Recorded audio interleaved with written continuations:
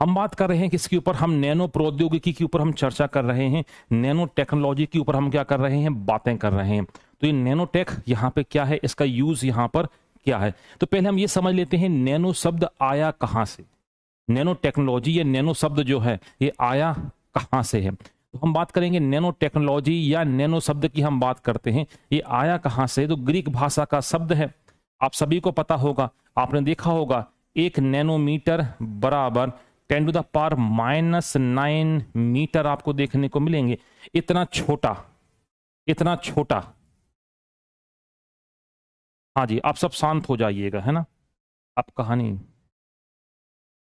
कहानी शुरू हो चुकी है, अब सब शांत हो जाइएगा।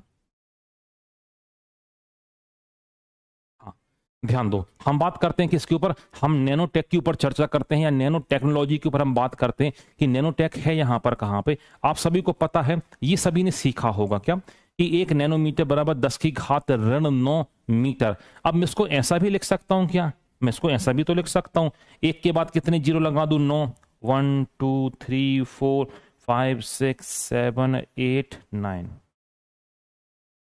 दशमलव लगा देते हैं पीछे से, 3 के बाद 2 के बाद 2 के बाद 2 के बाद, इसको गिनो कितनी संख्या होगी। देखो, इकाई, दहाई, सैकड़ा, हजार, 10,000, लाख, 10 लाख, करोड़, 10 करोड़, अरब। तो इसको मैं ऐसा भी बोल सकता हूं 1 अरब। मैं ऐसा बोल सकता हूं क्या कि मीटर के 1 अरबवे भाग को, मीटर के 1 अरबवे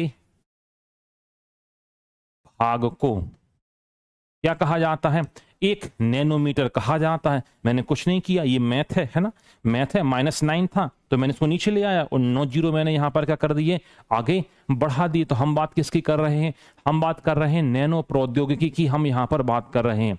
तो नैनो प्रौद्योगिकी है क्या, ये ग्रीक भाषा का क्या है, शब्द है। अब ग्रीक भाषा से इसकी उत्पत्ति हुई है तो उसमें क्या लिखा है, इसका मतलब है क्या 1 अरबवे भाग से है। तो मैंने बोला कि 1 नैनोमीटर बराबर क्या होता है, 10⁻⁹ मीटर।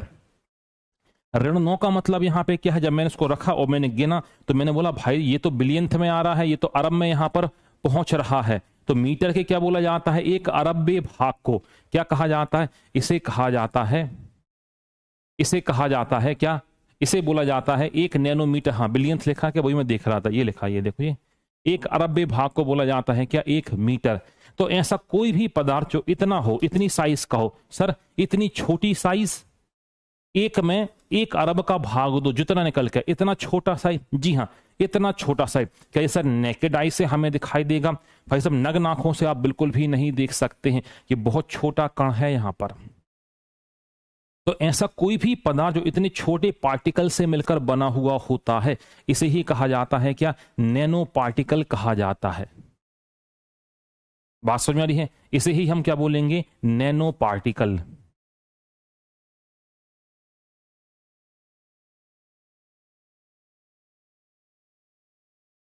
ये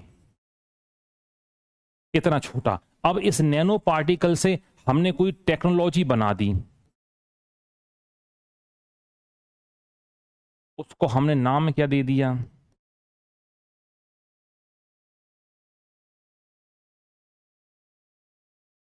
इसे हमने नाम दे दिया नैनो टेक्नोलॉजी कहा है। और टेक्नोलॉजी क्या होती है, इसको मैं आपको बहुत पहली क्लास में ही समझा चुका हूं। तो मैंने ये बताया था कि साइंस के जितने भी रूल्स और रेगुलेशन जो हैं, उनका इंप्लीमेंटेशन, उनको क्या करना, इंप्लीमेंट करना। ये कहां पर हम इंप्लीमेंट जब करते हैं उसी को हम बोलते हैं क्या, टेक्नोलॉजी कहलाता है। उसी को ही कहा जाता है क्या, प्रौद्योगिकी। तो विज्ञान के नियमों और सिद्धांतों का क्या करना, उपयोग करना, इसे बोला जाता है क्या, प्रौद्योगिकी।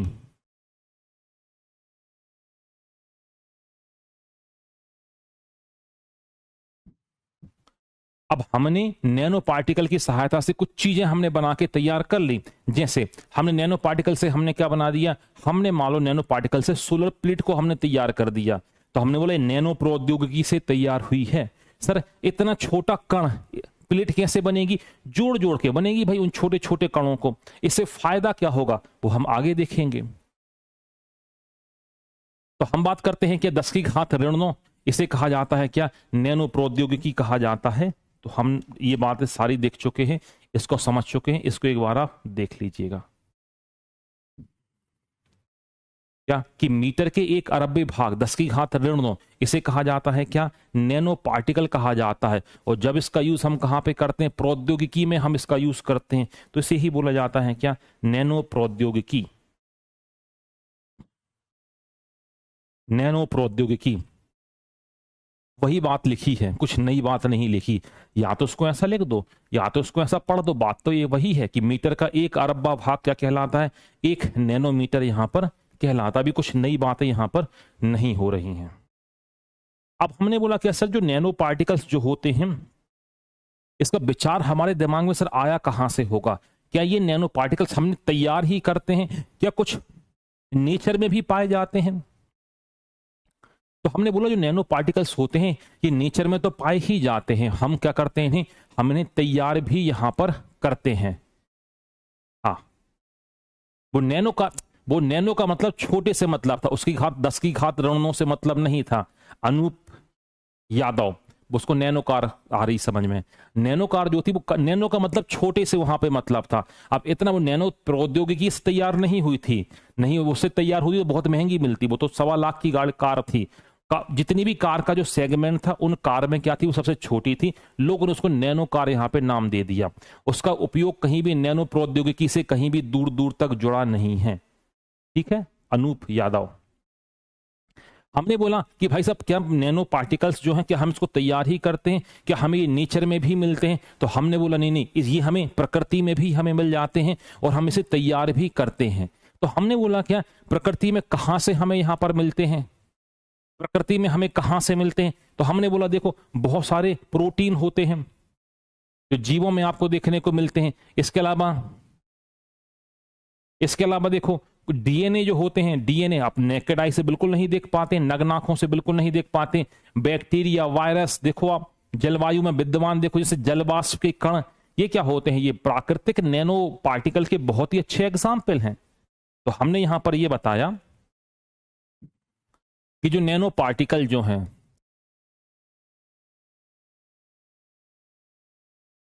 हमने बोला ये प्रकृति में हमें नेचुरल में भी देखने को मिलते हैं, प्रकृति में नेचर में भी आपको देखने को मिलेंगे नेचुरल। तो आपने बोला कुछ एग्जाम्पल हैं क्या? तो मैंने बोला भाई साहब देखो बैक्टीरिया हो गया, मैंने बोला देखो वायरस हो गया,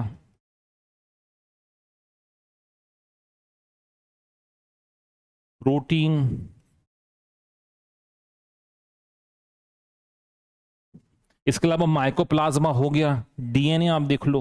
तो हमने देखा ये इतने छोटे होते हैं कि इनको हम नेकेड आई या नग्न आंखों से नहीं देख सकते हैं। अब इतने छोटे हैं तो हमने बोला भाई प्रकृति में तो पहले से ही मौजूद थे क्या, नैनो पार्टिकल।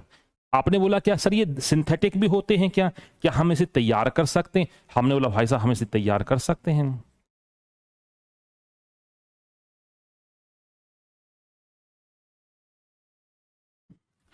अब हम जब तैयार करेंगे, ये तो हमें नेचर में ही मिले हैं, प्रकृति में, जब हम तैयार करेंगे तो हम फिर 2 मेथड का यहां पर यूज करते हैं। सर कौन कौन सी मेथड?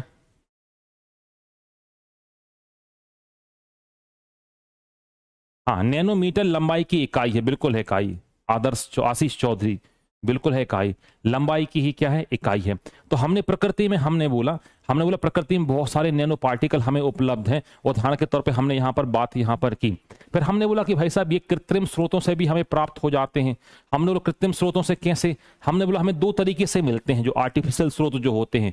एक होते हैं हमें डिजायर, वांछनीय होते हैं, और दूसरे होते हैं क्या, अवांछनीय, हमें यहां पर देखने को मिलते हैं। तो हमने बोला वांछनीय और अवांछनीय का मतलब कुछ ऐसे होते हैं जो हमारे काम के होते हैं, कुछ ऐसे होते हैं जो हमारे काम के नहीं होते। देखो जैसे उदाहरण के तौर पर नैनो आकार की क्या दवाइयां, बहुत छोटी, नैनो अर्धचालक, नैनो उत्प्रेरक इत्यादि, ये कैसे हैं, ये आपके वांछनीय हैं। अब अवांछनीय भी आपको देखने को मिल जाएंगे, जैसे वायु प्रदूषण। आपने बोला हवा में सर धूल के कण हैं, और सर कई कण तो सर इतने छोटे हैं जो नेकेड आई या नग्न आंखों से हमें दिखाई बिल्कुल भी नहीं देते हैं। और जब नग्न आंखों से दिखाई नहीं देते हैं तो वो हमारे फेफड़ों में जाकर कहीं ना कहीं दिक्कत पैदा यहां पर कर देते हैं। तो ये आपको कहलाते हैं कैसे, कुछ वांछनीय हो जाते हैं और कुछ क्या हो जाते हैं, कुछ अवांछनीय यहां पर हो जाते हैं।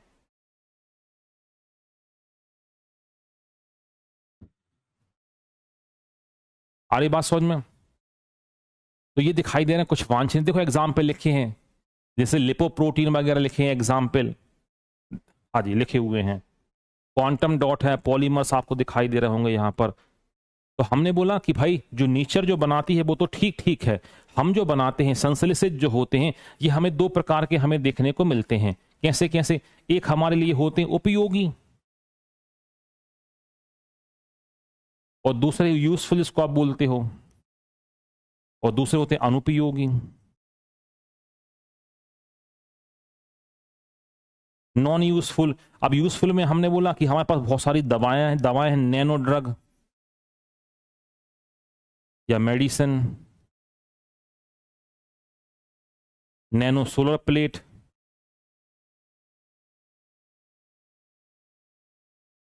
इनको हमें कुछ सब तैयार किया है, ढेर सारे हैं।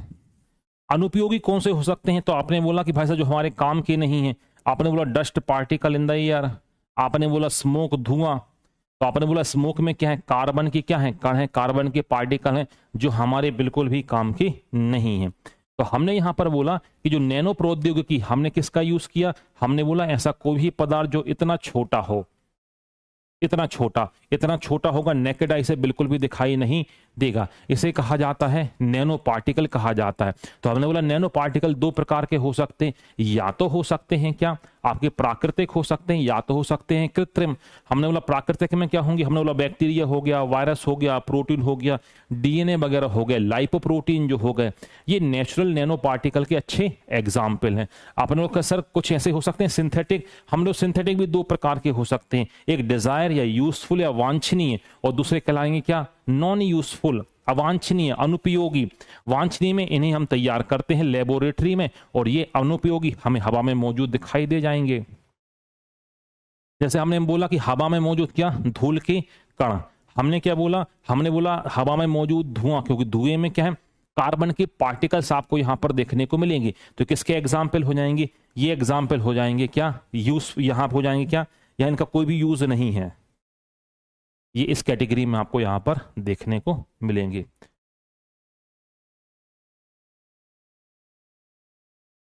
अच्छा, ये टॉपिक ऐसा है, अभी मेथड आपको बनाऊंगा कि कैसे हम नैनो पार्टिकल हम यहाँ पे तैयार करते हैं, है ना। तो हम यहाँ पर देखेंगे कैसे जो नैनो पार्टिकल जो होते हैं हम इन्हें तैयार करते हैं। चूंकि अब ये ऐसी मेथड नहीं है कि आपको यूट्यूब पर मिल जाए। आप सोचें कि दाल बाफले कैसे बनाते हैं, या आप सोचें कि लिट्टी चोखा कैसे बनाते हैं, तो आपको ये मेथड मिल जाएगी। क्यों? ये चीजें आपको दिखाई दे रही हैं।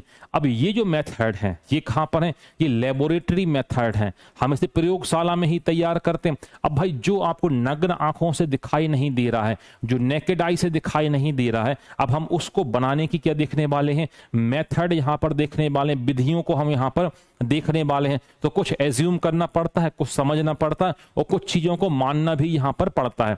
अब ये ऐसा तो कोई है नहीं, तो मैंने बोला कि घर पे पनीर कैसे बनाएं। अब हाँ हाँ सर दूध है, हम पता है, दूध को फाड़ के हम पनीर यहाँ पे तैयार कर लेते हैं, क्योंकि ये आपको आंखों से दिखाई दे रहा है। अब हम उस चीज को बना रहे हैं जो नग्न आंखों से तो दिखाई नहीं देता है। तो एक बात तो 100% यहां पर क्लियर हो गई, 100% यहां पे क्लियर हो गई कि इनको तो आप घर पर तैयार कर ही नहीं सकते हैं। इनको तैयार करने के लिए कहां पर, आपको लैब में कहीं ना कहीं तैयार होंगे। और जब लैब में तैयार होंगे, तो जब मेथड में आपको बताऊंगा, तो फिर आपको कुछ एज्यूम भी आपको करना पड़ेगा, कुछ चीजों को मानना पड़ेगा। क्यों? क्योंकि अब ये ऐसा थोड़ी कि आपने बोला पनीर कैसे बनाते हैं, सबको पता है पनीर कैसे बनाते हैं। अब नैनो पार्टिकल को बनाने की हम यहां पर बात यहां पर कर रहे हैं।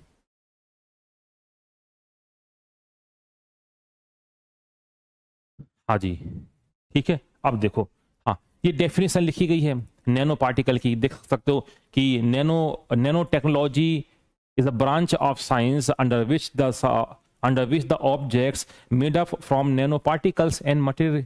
ठीक है, परिभाषा ही लिखी है कि भाई नैनो पार्टिकल विज्ञान की वह शाखा जिसके अंतर्गत क्या है, वह नैनो पदार्थों से निर्मित वस्तुओं क्या दिए कर दिया जाता है, मूर्त रूप इनको दिया जाता है, इन्हें यहाँ पर मूर्त रूप में तैयार यहाँ पर किया जाता है। तो हमने बोले नैनो प्रौद्योगिकी में या नैनो टेक्नोलॉजी में हम क्या क्या काम करते हैं।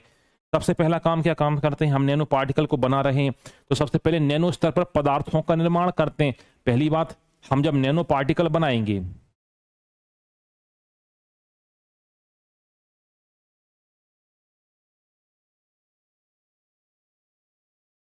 तो किसी ना किसी क्या करेंगे, पदार्थ का उपयोग करेंगे। तो पहला स्टेप तो यही रहेगा कि भाई साहब हमें क्या करना पड़ेगा, हमें उस पदार्थ को तैयार करना पड़ेगा जिससे हम क्या करने वाले हैं, जिससे हम नैनो पार्टिकल को क्या करने वाले हैं, तैयार करने वाले हैं। अगला, पदार्थों में नैनो स्तर की परिवर्तन कर वांछित गुणों का क्या करना, उसमें समावेशन करना। मतलब इनको इतने पार्टिकल में क्या करना, ब्रेक डाउन करना, और ये पूरा इंश्योर करना कि इतने में पहले ये टूटें। जब इतने में ये टूटेंगे, इनका ब्रेक डाउन होगा, तो यहां पर कुछ उसमें नैनो पार्टिकल के गुण होते हैं। गुण का मतलब यहां पर, क्योंकि इतना छोटा जब पार्टिकल होगा तो जाहिर सी बात उसका सरफेस एरिया, सतही क्षेत्रफल क्या हो जाता है, बढ़ जाता है। तो उसी सतही क्षेत्रफल, सरफेस एरिया के बेसिस पर ढेर सारे हम क्या देखने वाले हैं, यहां पर यूजेस यहां पर देखने वाले हैं। अब नैनो पार्टिकल तैयार कर लिया, अब उसका क्या करना, उसे कुछ ऐसी चीज बनाना जो मानव कल्याण या ह्यूमन वेलफेयर के लिए वो क्या हो, वो कारगर सिद्ध हो, या वो क्या हो, वो उसका काम उससे होना चाहिए।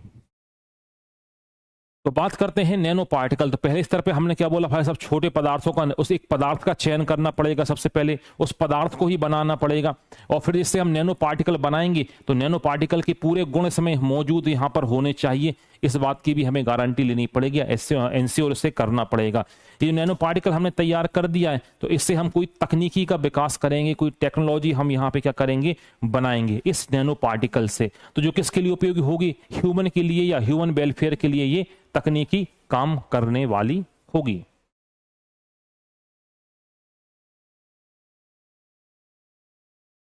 इस वो एग्जाम्पल यहां पर दे रहा है। आजकल हम नैनो पार्टिकल के माध्यम से क्या करते हैं, कैंसर का भी क्या करते हैं, उपचार यहां पे करते हैं, कैंसर का ट्रीटमेंट यहां पे करते हैं। कल मैं आपको बता रहा था कैंसर के बारे में, देखो ध्यान से सुनो। कैंसर के बारे में हमने बोला था क्या, हमने तो अनकंट्रोल सेल ग्रोथ,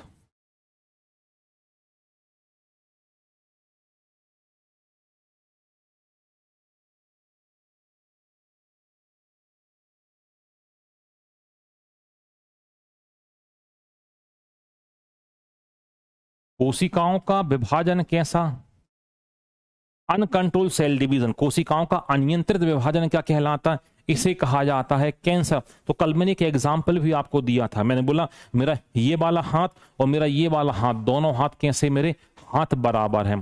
तो आपने बोला था कि सर इसका मतलब यहाँ इस लेवल पर आकर जो सेल डिवीजन है, ये कोशिका विभाजन है, ये क्या हो गया होगा, ये यहाँ पर रुक गया होगा। तब तो ये वाला हाथ और ये वाला हाथ मेरे क्या है, दोनों बराबर है। तो कोशिका विभाजन कुछ ना कुछ रुका होगा। तो इसका मतलब ये हो गया कोशिका के अंदर इसको रेगुलेट करने वाला कोई फैक्टर काम करता होगा, कोई कारक काम करता होगा कोशिका के लेवल पर।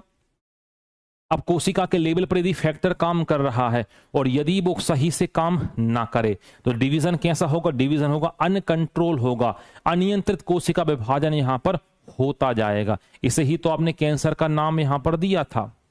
तो मैंने बोला भाई साहब ये मान लो सपोज सेल हो गई, ये क्या हो गई, ये हो गई सपोज सेल हो गई। अब सेल के अंदर मान लिया कि ये कोई एक फैक्टर है जो क्या काम कर रहा है, ये सेल कंट्रोल को नियंत्रित कर रहा है। अब ये कारक नियंत्रित ना कर पाए तो मुझे इसको कोशिका को क्यों मारूंगा। अभी तक हम क्या काम कर रहे हैं, अभी तक हमने बोला भाई साहब कैंसर के इलाज के लिए हमने बोला हम यूज कर रहे हैं रेडियोथेरेपी का,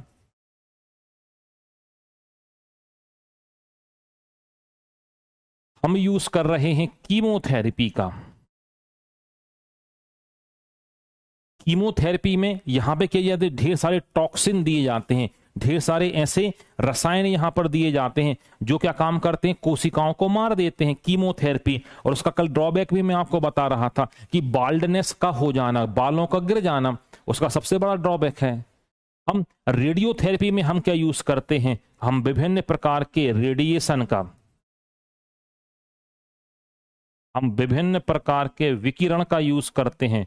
जैसे विकिरण में आप देख लो, हम यूवी का यूज कर सकते हैं, हम एक्सरे का हम यूज कर सकते हैं, हम जनरली गामा का ज्यादा यूज करते हैं, ये गामा रेस का हम यूज कर सकते हैं। क्यों, विकिरण क्या काम कर रहा था, ये रेडिएशन भी तो क्या काम कर रहा था, कोशिकाओं को मार ही रहा था। तो हमने बोला भाई हम जब कैंसर का इलाज करते हैं तो हमने बोला कैंसर के इलाज के लिए हमारे पास दो थेरेपी बहुत यहां पर कॉमन है, पहली होती कीमोथेरेपी और दूसरी होती है रेडियोथेरेपी। कल कोई पूछ भी रहा था कि सर क्या कैंसर का इलाज संभव है, कैंसर का इलाज 100% यहां पर संभव होता है। कैसे संभव होता है यहां पे समझना।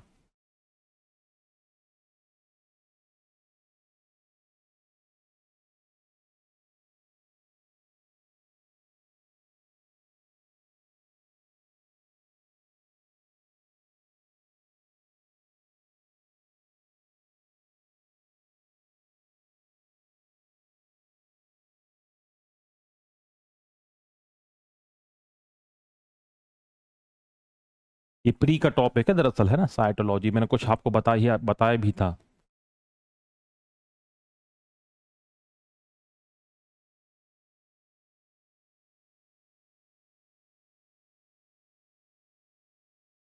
जब हम पढ़ रहे थे साइटोलॉजी, मैंने बेसिक आपको आइडिया दिया था कोशिका के बारे में, तो मैंने कोशिका के बारे में नीचे लिखा हुआ भी तो कुछ इस तरीके का था।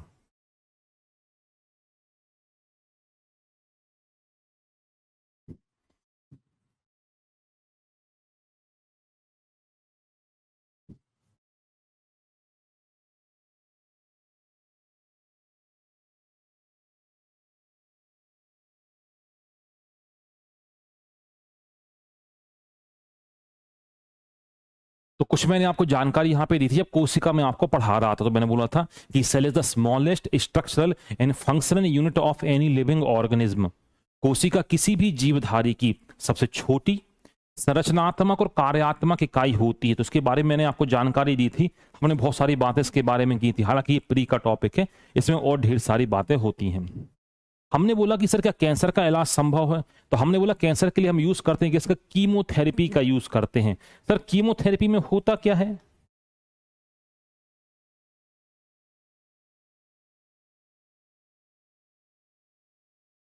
ऐसा समझिएगा, कीमोथेरेपी में हम शरीर के अंदर क्या करते हैं, हम टॉक्सिन इंट्रोड्यूस कराते हैं। सर टॉक्सिन उसका मतलब जहर, हाँ जी, ऐसा आप समझ सकते हो। क्यों?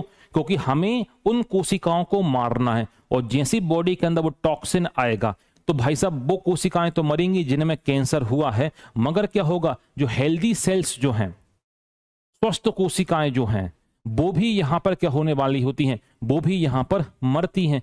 फॉर एग्जाम्पल अपन बात करते हैं, मैंने कल आप भी आपको एक लाइन बोली थी, यदि कोई भी व्यक्ति है और उसका कैंसर क्या इनिशियल फेज का है, प्रारंभिक अवस्था का कैंसर है, वो 100% क्योर हो जाता। ध्यान से सुनना, खुदा ना खास्ता किसी को हो, मान लो किसी व्यक्ति को कैंसर हुआ, तो माना कि 10 कोशिकाओं में क्या हुआ है, कैंसर हुआ है, तो उसको मारने के लिए मैंने कीमोथेरेपी को स्टार्ट किया। तो यहां पर मैंने उसको ढेर सारे क्या दिए, टॉक्सिन दिए। तो टॉक्सिन जब मैं दूंगा तो ये 10 कोशिकाएं जो हैं, ये 10 कोशिकाएं जो हैं, ये तो यहां पर डिस्ट्रॉय होंगी, ये तो यहां पर क्या होंगी, मरेंगी। इसके अलावा माना कि 20 कोशिकाएं क्या हो गई और यहां पर खत्म हो गई।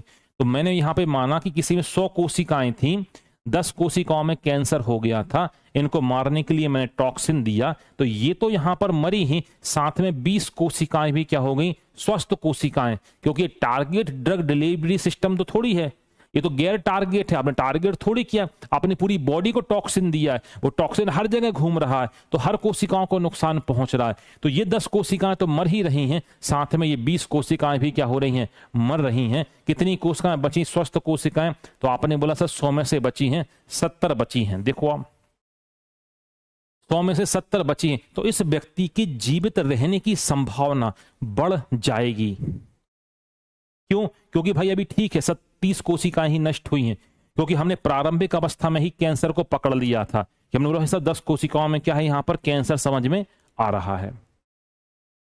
अब यही व्यक्ति है, अब इसने इलाज नहीं कराया, चीजों को इग्नोर किया, अब 10 की जगह यहां पर इसकी कोशिकाओं में 20 कोशिकाओं में कैंसर हो गया। अब जैसे 20 कोशिकाओं में कैंसर होगा तो जो कीमोथेरेपी के सेशन जो होंगे वो बढ़ा दिए जाएंगे। अब डॉक्टर बोलेगा भाई साहब इनको तो कैंसर ज्यादा फैल चुका है, तो कीमोथेरेपी के सेशन क्या कर दिए जाएं, बढ़ा दिए जाएं। तो अभी कम टॉक्सिन से काम चल रहा था, अब इतना टॉक्सिन की मात्रा क्या कर दी जाएगी, बढ़ा दी जाएगी। अब जैसे ही टॉक्सिन की मात्रा यहां पर बढ़ाई जाएगी तो जाहिर सी बात है ये 20 कोशिकाएं तो प्रभावित होंगी इस टॉक्सिन से। इसके अलावा जो हेल्दी सेल्स हैं, स्वस्थ कोशिकाएं हैं, वो भी यहां पर प्रभावित होंगी।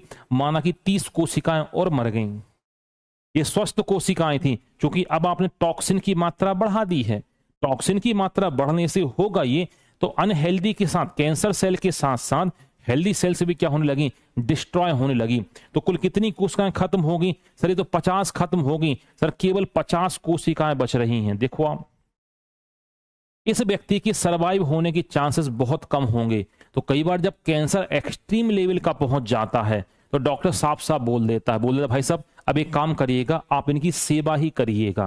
क्यों क्यों बोल दिया उसने सेवा करिएगा? उसने इसलिए बोल दिया सेवा करिएगा क्योंकि अब यदि वो कीमोथेरेपी देगा तो वो डॉक्टर, आप बोलोगे नहीं सर इलाज कर दो इनका, इलाज कर दीजिएगा, जो आपसे हो जाए वो इलाज कर दीजिएगा। तो आप बोलो, कितना भी आप बोलोगे इलाज करने के लिए, वो इलाज उसका नहीं करेगा। क्यों नहीं करेगा? क्योंकि वो कीमोथेरेपी यदि उसको देगा तो वो आपको ये समझाएगा कि भाई सब देखो, यदि हम इनका इलाज शुरू कर भी देंगे ये कीमोथेरेपी में ही खत्म हो जाएंगे, क्योंकि इनकी अधिकांश कोशिकाओं में कैंसर हो चुका है। अब इनको ठीक करने के लिए टॉक्सिन की मात्रा हम ज्यादा नहीं दे सकते, एक तो इनकी उम्र भी ज्यादा है और कोशिकाओं में कैंसर की मात्रा भी ज्यादा हो चुकी है। तो हम ज्यादा टॉक्सिन देंगे तो हो सकता है कि हम कीमोथेरेपी का इलाज करें, इलाज के दौरान ही इनकी मृत्यु हो जाए। तो इससे बेटर यह है कि जब तक ये जीवित रहते हैं तो उनका आप क्या करिए, घर पे उनकी सेवा करिएगा, सबसे बेहतरीन तो वही है। आगे बात समझ में? तो इनिशियल फेज में भी हो जाता है, क्योंकि कभी किसी आपको खुदा ना खास्ता किसी की कीमोथेरेपी आपको देखने को मिले, तो कभी किसी की आप कीमोथेरेपी देखोगे तो आपको लगे, समझ में आएगा। यदि मान लो कोई 25 साल का भी है, 26 साल का भी है, हालत खराब हो जाती है उसकी, दो लोग उठा के लेकर जाते हैं। अब उसे 25 साल का लड़का है, 26 साल का लड़का, इतना इसको तो स्ट्रांग होना चाहिए, तो कहीं से भी कूद जाए चला जाए, मगर कीमोथेरेपी में हालत खराब हो जाती है। क्यों? कीमोथेरेपी में हमने किसको मारा? हमने कोशिकाओं को नष्ट किया, हम कोशिकाओं को मार रहे हैं। और हम यहाँ पे क्या बोल रहे हैं कि कोशिकाएं जीवन का आधार होती हैं। क्यों? क्योंकि कोशिकाओं से मिलकर बनते हैं ऊतक, उससे अंगक, तंत्र और पूरा क्या बनता है यहाँ पर, शरीर बनता है। ये तो ऐसा हो गया कि कोई बिल्डिंग बनी हुई है और उसकी हम ईंटों को, पिलर को निकालते जा रहे हैं, तो पूरी बिल्डिंग धराशायी हो जानी है, उसी के ऊपर तो अटैक हम कर रहे हैं। तो जब इनिशियल फेज का कैंसर जो होता है, डायग्नोस यदि हो गया तो उसको हम 100% क्योर करा लेते हैं, नहीं तो बाद में क्या हो जाती, काफी दिक्कत होती है। हाँ जी,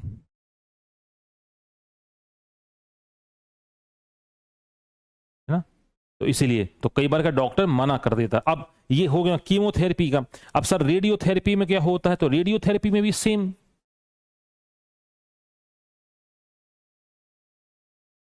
रेडियोथेरेपी में भी क्या सेम? सर क्या सेम होता है यहां पर? इस रेडियोथेरेपी में भी क्या होता, हम देंगे क्या, रेडिएशन देंगे हम,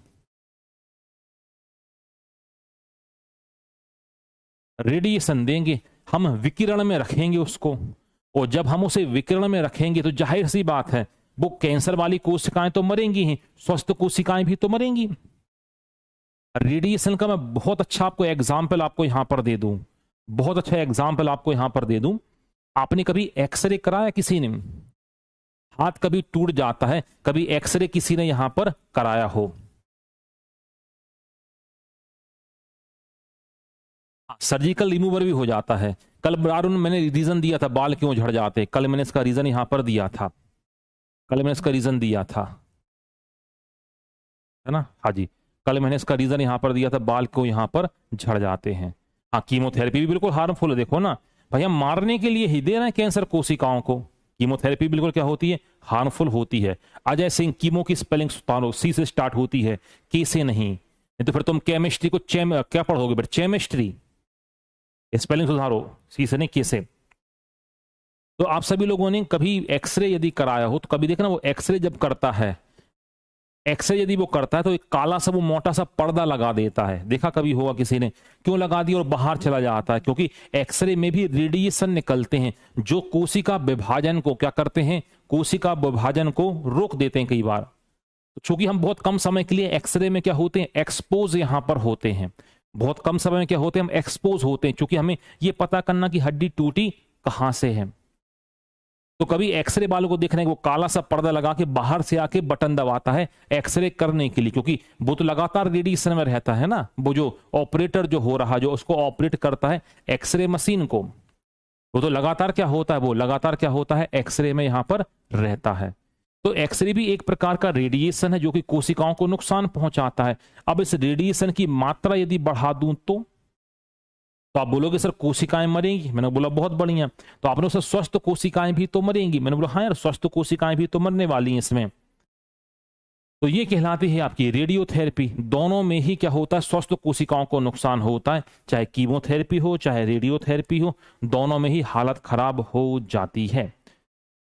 जी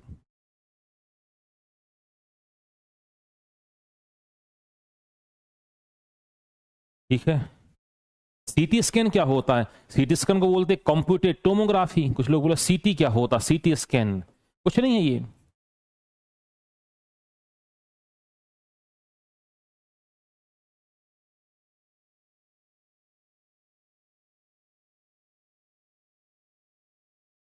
कंप्यूटेड टोमोग्राफी ये कुछ नहीं है।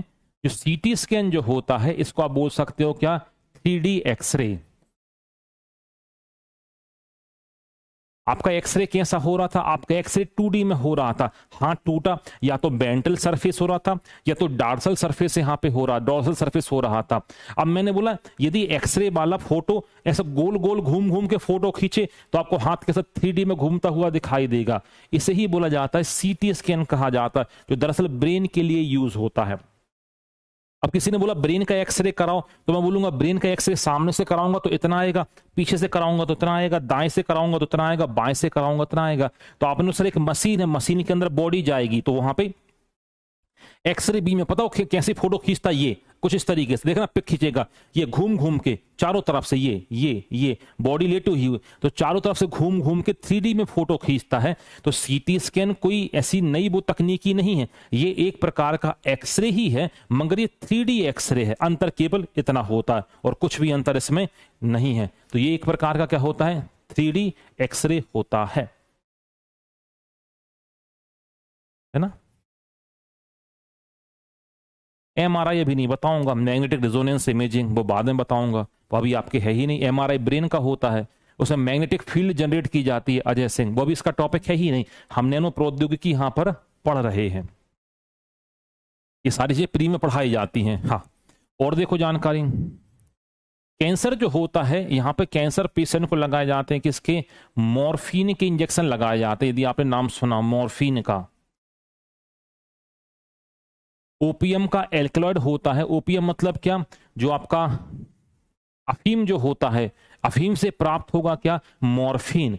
जब कभी कैंसर पेशेंट होता है तो कैंसर पेशेंट को इंजेक्शन लगाए जाते हैं किसके, मॉर्फिन के इंजेक्शन लगाए जाते हैं। क्यों, क्योंकि जब किसी को कैंसर होता है वो सीवियर पेन होता है, बहुत तेज यहां पर क्या होता है, दर्द होता है, तो मॉर्फिन के लगते हैं क्या, उससे इंजेक्शन यहां पर लगाए जाते हैं। मॉर्फिन काम करता है कैसा, एनाल्जेसिक।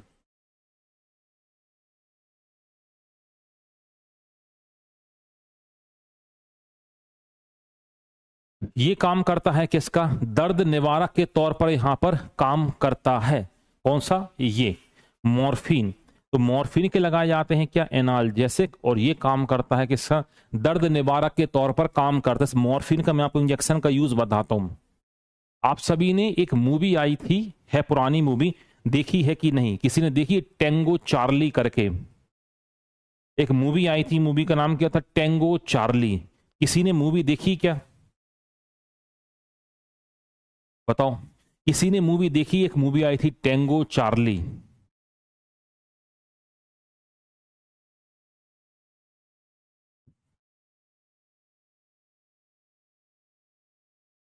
टेंगो चार्ली यदि किसी ने मूवी यहां पर देखी हो तो, अजय देवगन साहब की मूवी थी, किसी ने यदि देखा हो, मेरे ख्याल सेट मैक्स पे चलती रहती, कभी ना कभी आ जाती है।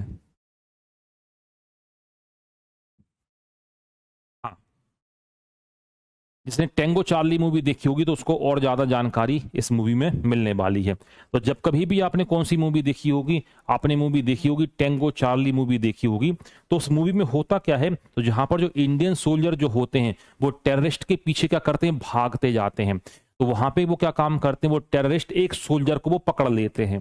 तो एक इंडियन सोल्जर के दोनों पैरों में, घुटनों में मार देते हैं क्या, वो गोली मार देते हैं, और गोली मारकर उसको क्या कर देते हैं, एक पेड़ से बांध देते हैं ताकि वो तड़पता यहां पर रहे।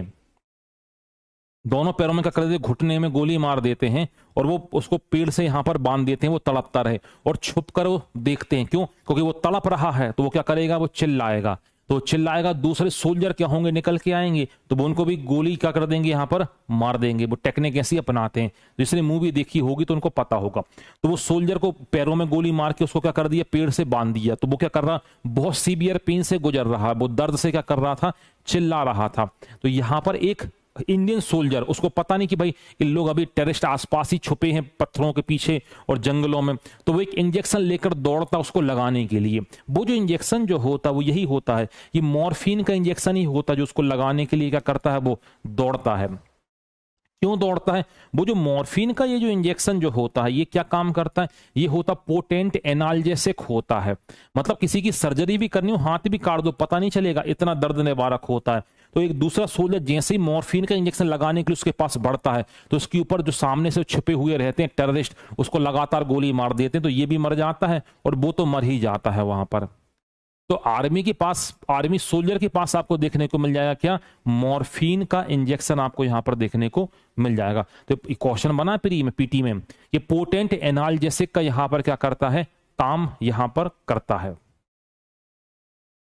आरी बात समझे, तो इसी के इंजेक्शन दिए जाते हैं किसमें, इस कैंसर के इलाज में। तो हमने यहां पर एक चीज यहां नोटिस की, या एक बात हमने यहां पर सीखी। तो हमने यहां पर क्या सीखी, हाँ अभी तो मेथड आ गई,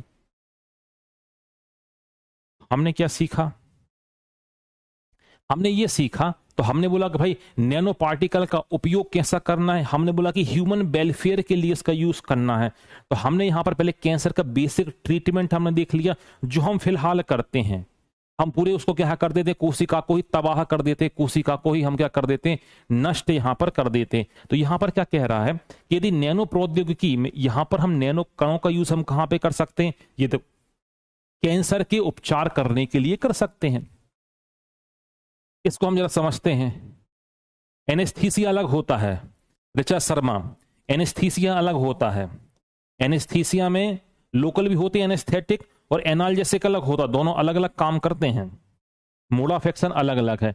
अब हमने बोला मान लो सपोज ये कोशिका है, इसमें हो गया कैंसर हो गया है, तो मुझे एक बात यहां पर पता है, ये जो फैक्टर है, ये जो अंदर दिखाई दे रहा है, ये क्या काम कर रहा है, ये सेल डिवीजन को रेगुलेट कर रहा है, ये कोशिका विभाजन को क्या कर रहा है, ये नियंत्रित कर रहा है, ये जो आपको दिखाई दे रहा है। तो अब कीमोथेरेपी करूंगा तो बेचारी पूरी कोशिका खत्म हो जाएगी, रेडियोथेरेपी करूंगा तो ये पूरी कोशिका खत्म हो जाएगी। तो मैंने क्या काम किया, नैनो ड्रग को यहां पर तैयार किया। दवा जैसे ही रहेगा, जैसे वो शरीर के अंदर पहुंचेगा तो बहुत बारीक बारीक टुकड़ों में टूटेगा। कितने बारीक टुकड़ों में टूटेगा, 10 की घात ऋण 10⁻⁹ इतने छोटे भागों में यहां पर टूटेगा। अब इतने छोटे भागों में टूटेगा तो भाई जाहिर सी बात है वो कोशिका के अंदर आसानी से प्रवेश कर सकता है। अब दिक्कत मुझे यहां पर थी, ये कोशिका विभाजन को नियंत्रित नहीं कर रहा था, क्यों ना इसी को ही मारे। तो वो नैनो ड्रग आकर इसके ऊपर यहां पर काम करेगी। अब मैंने पूरी कोशिका को नहीं मारा है, पूरी कोशिका को मैंने किल नहीं किया है, उस एक फैक्टर को ही मैंने यहां पर किल किया है। तभी तो उसने यहां पर लिखा है कि भाई इसके माध्यम से हम क्या कर सकते हैं, हम जो कैंसर जो है, हम कैंसर का इलाज यहां पर कर सकते हैं, ये हमने यहां पर लिखा है। आ रही बात समझ में, हालांकि यूज में भी आप इसे ढेर सारी बातें बता सकते हैं।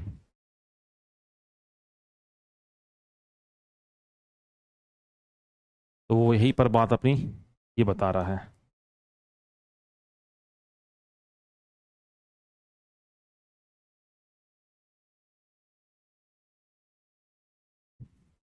ठीक है,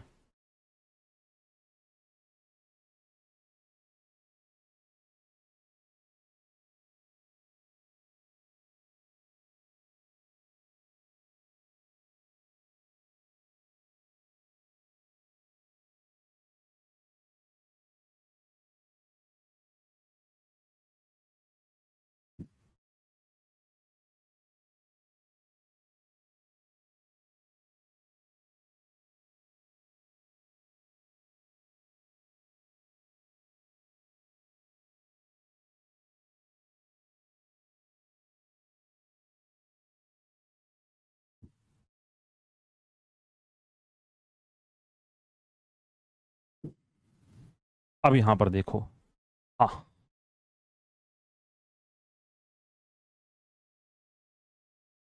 ठीक है, चलेगा। हाँ, ये 12,000 सही। आजकल हम नैनो ड्रग का ही यूज करते हैं, आजकल हम नैनो दवाइयों का ही हम क्या करते हैं, यूज करते हैं भाई। देखो ध्यान से, अब हम बात करते हैं जो नैनो पार्टिकल जो होते हैं, हम इनको किस तरीके से तैयार कर सकते हैं। तो बहुत अच्छी विधियां हैं। पहले मैं नॉन टेक्निकल आपको बताऊंगा, फिर आपको टेक्निकल तरीके से बताऊंगा। हमने बोला नैनो पार्टिकल,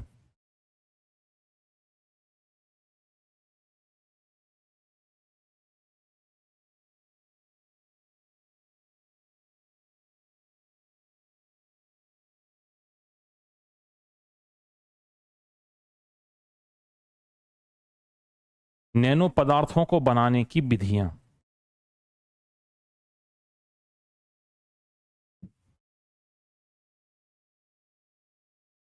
ये जो नैनो पार्टिकल्स हैं, हम किस तरीके से हम तैयार हम कर सकते हैं। पहले नॉन टेक्निकल बताऊंगा, फिर टेक्निकल अपन देखेंगे, दोनों विधियां समझ में आएंगी। पहली विधि का नाम क्या होता है, टॉप डाउन मेथड। जैसा नाम वैसा काम, टॉप डाउन। ऊपर से कहां पे आना, नीचे आना। देखो, टॉप से नीचे आना, डाउन। ये हो गया आपका टॉप, और ये हो गया क्या, डाउन। ऊपर से नीचे आना। पहले शब्दों को समझ लेते हैं, फिर विधियां अपने को समझें। बॉटम अप, बॉटम मतलब नीचे, बॉटम अप, अप मतलब ऊपर। कुछ बात समझ में आ रही है देख के? सर अभी कुछ खास समझ में नहीं आ रहा, शब्दों का मीनिंग तो कुछ ना कुछ समझ में हमें आ गया।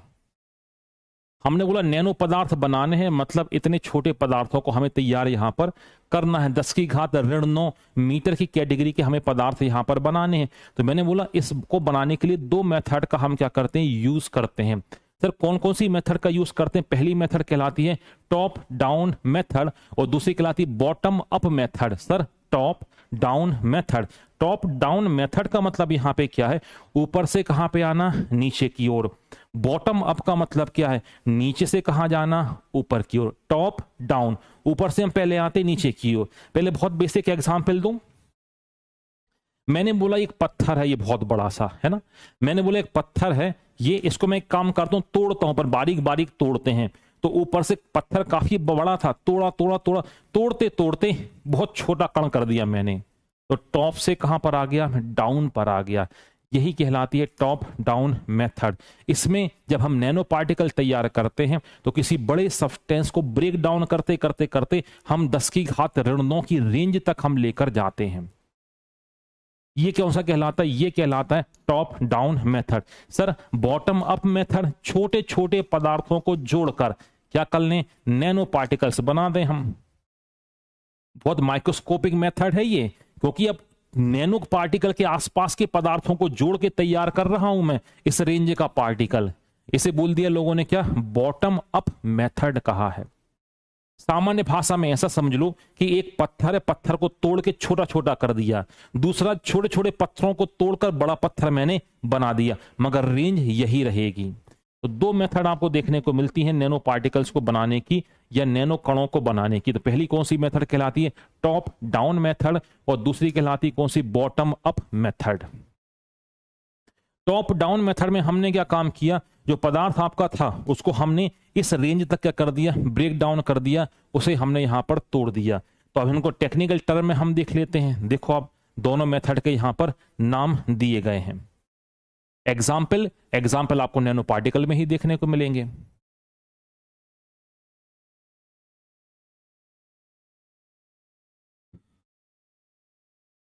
पहली मेथड हम देखते हैं कौन सी, ये रही आपकी टॉप डाउन मेथड। देखो, तो हमने क्या काम किया इसमें, टॉप डाउन मेथड में हमने क्या काम किया, अपेक्षक के जो बड़े सब्सटेंसेस जो थे इनको लेकर हमने क्या काम किया, छोटे पदार्थों को हमने तैयार किया। यह विधि कैसी सरल विधि है, जैसे हमने एग्जांपल दिया, पत्थर को तोड़ तोड़कर नैनो तक हम रेंज तक उसको हम ले जा रहे हैं। इसको नाम दे दिया लोगों ने क्या, टॉप डाउन मेथड। ये विधि ज्यादा कॉमर्शियल यूज में इस विधि का अपने उपयोग नहीं करते, क्योंकि भाई साहब उतनी तोड़ने में बहुत ज्यादा समय इसमें लगता है। मतलब कोई नैनो पार्टिकल, नैनो सब्सटेंस मैंने आपको दे दिया, जैसे फुलरीन दे दिया या बस की बॉल मैंने आपको दे दिया, मैंने बोला उसको तोड़ तोड़ कर उस रेंज में लाना है, तो काफी मेहनत वाला काम है ये। तो एक कॉमर्शियल मेथड नहीं, मगर है कहीं ना कहीं क्या है कि नैनो पार्टिकल को बनाने की क्या है ये विधि है। तो पहली मेथड का हमने नाम क्या दे दिया, टॉप डाउन मेथड इसे कहा जाता है। सर दूसरी मेथड क्या है, दूसरी मेथड है बॉटम अप, नीचे से हम कहां उठेंगे, ऊपर की ओर यहां पर उठेंगे। तो हम इसमें देखो क्या लिख रहे हैं कि इस विधि में नैनो से भी सरल प्रारंभिक पदार्थों को लेकर, समझ रहे हो आप, मतलब नैनो पार्टिकल से और छोटे पार्टिकल, उनको क्या करना, उनको जोड़ के एंगस्ट्रॉम में जो होंगे 10 की घात ऋण 10 वाले होंगे, उनको जोड़ जोड़ कर क्या कराना, 10 की घात ऋण 9 को हमें क्या करना, यहां पर तैयार करना। इसे बोला जाता है क्या, इसे कहा जाता है बॉटम अप मेथड कहा जाता है। हाँ बिल्कुल करते हैं, लिथोग्राफी का ही यूज करते हैं, बिल्कुल करते हैं राधा। हाँ तो इसमें हमने क्या बोला कि नैनो आकार से भी सरल प्रारंभिक पदार्थ को लेकर नैनो पार्टिकल यहां पे बनाए जाते हैं। ये विधि कंडेंसेशन, संघनन, एकत्रीकरण के ऊपर आधारित होती है, जिसमें पदार्थ की जो बर्बादी होती बहुत न्यूनतम होती है, और कॉमर्शियली हम इसी मेथड का ही यूज करते हैं, व्यवसायिक रूप से हम इसी विधि का ही क्या करते हैं, हम यूज करते हैं। तो ये कौन सी दूसरी मेथड कहलाएगी, आपकी बॉटम अप मेथड। तो हम नीचे से कहां की ओर जा रहे हैं, हम नीचे से पहुंचेंगे ऊपर की ओर यहां पर पहुंचेंगे। अब ये जो विधि है, जो आपको बॉटम अप मेथड आपको दिखाई दे रही है, तो इसको बनाने के लिए बहुत सारी प्रोसीजर होती है, कुछ मेन बातें यहां पर बताई गई हैं इसको करने के लिए। तो पहले हम किस तरीके से तैयार कर सकते हैं, नैनो पदार्थों के ऊपर परत जमाना, नैनो पदार्थों के ऊपर बेस तैयार करने के लिए हम या तो रासायनिक जल का यूज कर सकते हैं, या वाटर वेपर का यूज करते हैं, या सूक्ष्मदर्शी की सहायता से नैनो कण उसके ऊपर हम एकत्रित कर सकते हैं उस पार्टिकल के ऊपर। तो हमने ये बोला कि जो टॉप डाउन, जो बॉटम अप मेथड जो है, इसको तैयार करने के लिए दो तरीके हमने यहां पर बता दिए। हम किस तरीके से कर सकते हैं, पहला हमने बोला क्या कि नैनो पदार्थ के ऊपर क्या करना, लेयर फॉर्मेशन कर देना, लेयर बना देना, क्योंकि हम छोटे पदार्थों से बड़ा पदार्थ बना रहे हैं। दूसरी मेथड हमने इसी में बता दी कि नैनो पदार्थों का करना, एकत्रीकरण करना, उसके ऊपर डिपोजिशन करना। केवल इनके नाम बस लिखे हैं, ज्यादा खास काम की तो नहीं है, आपको तो केवल ये पता होना चाहिए दो प्रकार की विधियां होती हैं, ये उसको बता रहे कि हम कैसे यहां पे तैयार कर सकते हैं, क्योंकि ये दोनों की दोनों मेथड लेबोरेटरी मेथड हैं। अब लेबोरेटरी मेथड ये लैब में ही तैयार होती हैं, आसपास आपको कहीं पर देखने को नहीं मिलेगा। ये कोई ऐसी प्रोसेसर नहीं है कि आप सोचें कि हमें आसपास या आस पड़ोस में देखने को मिलेगा। तो अब केवल बॉटम अप मेथड को याद रखें, टॉप डाउन मेथड याद रखें। अभी उसमें भी बता रहा कि हम किस तरीके से यहां पर तैयार कर सकते हैं, किस तरीके से हम इसे बना सकते हैं। काम का आपका यहां से बहुत ज्यादा है, ये आपके बहुत काम का है।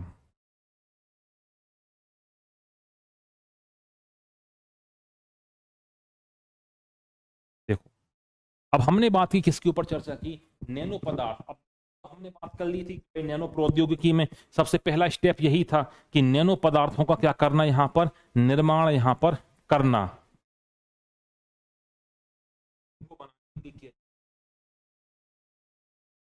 हमने बात की कि नैनो पदार्थों का निर्माण करना, किस तरीके से हम नैनो पदार्थ, अभी कोई पूछ भी रहा था कि सर नैनो पदार्थ क्या हो सकते हैं, हम कैसे बनाएंगे, कहां से हम इसे प्राप्त कर सकते हैं। तो हमने बोला नैनो पदार्थ को हमने दो बड़ी कैटेगरी में हमने बांट दिया। पहली कैटेगरी हमने यहां पर बोल दी क्या, nano substance based on carbon. हमने बोला ऐसे पदार्थ जो किसके ऊपर आधारित हैं, जो आधारित हैं कार्बन के ऊपर, उसके अपर रूप हो सकते हैं, उसके एलोट्रॉप यहां पर क्या हो सकते हैं। अच्छा दूसरा हमने बोलिए मेटेलिक नैनो पार्टिकल, धातुओं के छोटे छोटे टुकड़े, इनसे भी तुम बना सकते हैं, जैसे कॉपर हो गया, मरकरी हो गया, आयरन हो गया, इनसे भी तुम बना सकते हैं क्या, नैनो पार्टिकल यहां पर तैयार कर सकते हैं। तो हमने बोला कि अभी हमने नैनो प्रौद्योगिकी की हमने बात की थी,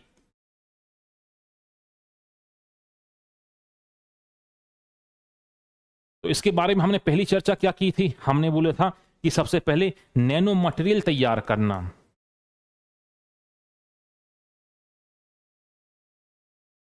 कि नैनो प्रौद्योगिकी के लिए क्या तैयार करना, नैनो मटेरियल को हमें यहां पे क्या करना है, तैयार करना है। अब हमने बोला कि जो नैनो मटेरियल जो है ये कैसा यहां पर हो सकता है।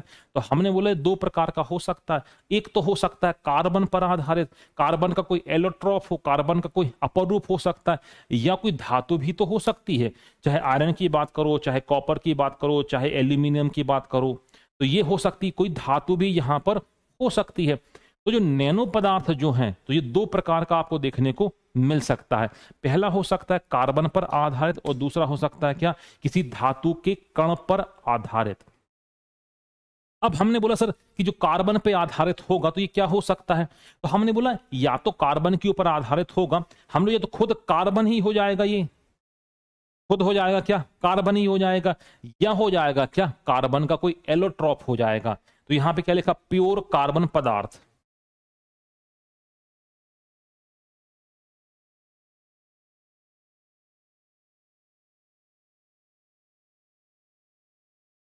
दूसरा दिखाई दे रहा है कार्बन के अपर रूप, अपर रूप को बोलते एलोट्रॉप।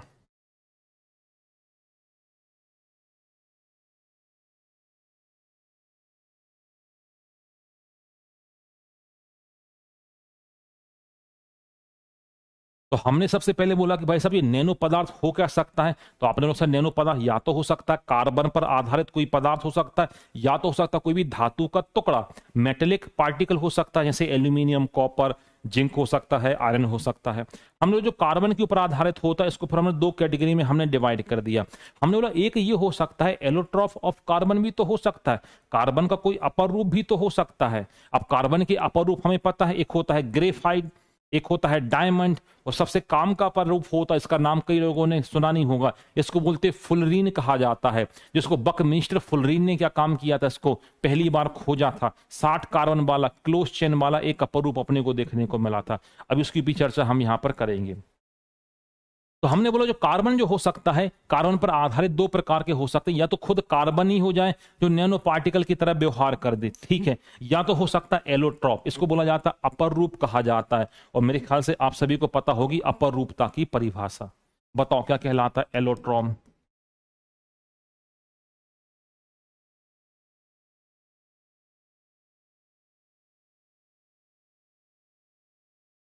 अपर रूप क्या कहलाता, किसी को पता हो तो जल्दी से बताओ।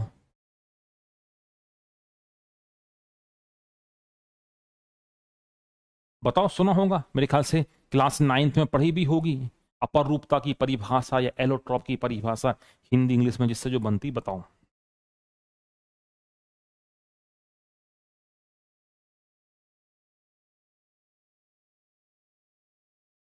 बताओ किसी को कुछ पता हो तो। हाँ, आ रहा हूँ, सीएनटी के ऊपर आ रहा हूँ मैं राधा, 1 मिनट के भीतर।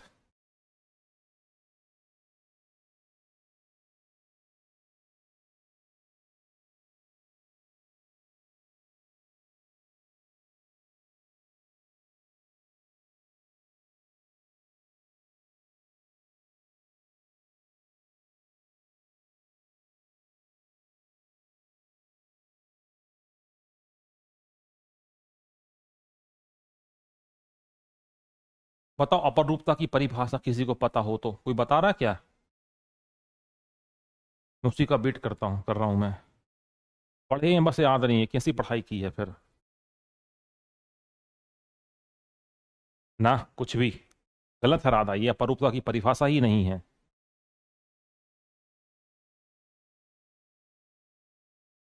Graphite diamonds are allotropes of carbon, ठीक है।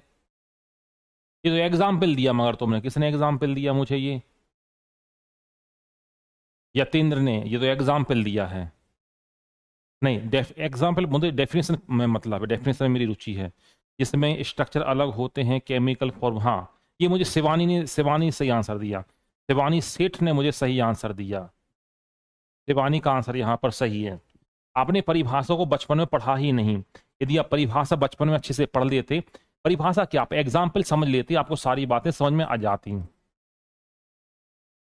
हमने बात की, आप सभी को मेरे ख्याल से इतना तो याद होगा, कार्बन के दो एलोट्रॉप होते हैं, एक होता है डायमंड और दूसरा होता है ग्रेफाइट। कार्बन के क्या होते हैं, कार्बन के होते हैं दो अपर रूप होते हैं। पहला होता है कौन सा, हीरा होता है, और दूसरा कौन सा होता है, ग्रेफाइट होता है। यदि मैं आपसे पूछूं, मैंने बोला बताओ हीरा कैसा होता है, तो आप बोलोगे क्या सर, ये डेजलिंग इफेक्ट शो करता है, ये चमकता हुआ दिखाई देता है, जबकि ये कौन सा ब्लैक या काला सा ये दिखाई यहां पर देता है। मैंने बोला बहुत बढ़िया। फिर आप बोलोगे सर डायमंड होता है, ये होता bad conductor of electricity and heat, और ये कैसा होता है, ये होता है good conductor of electricity and heat.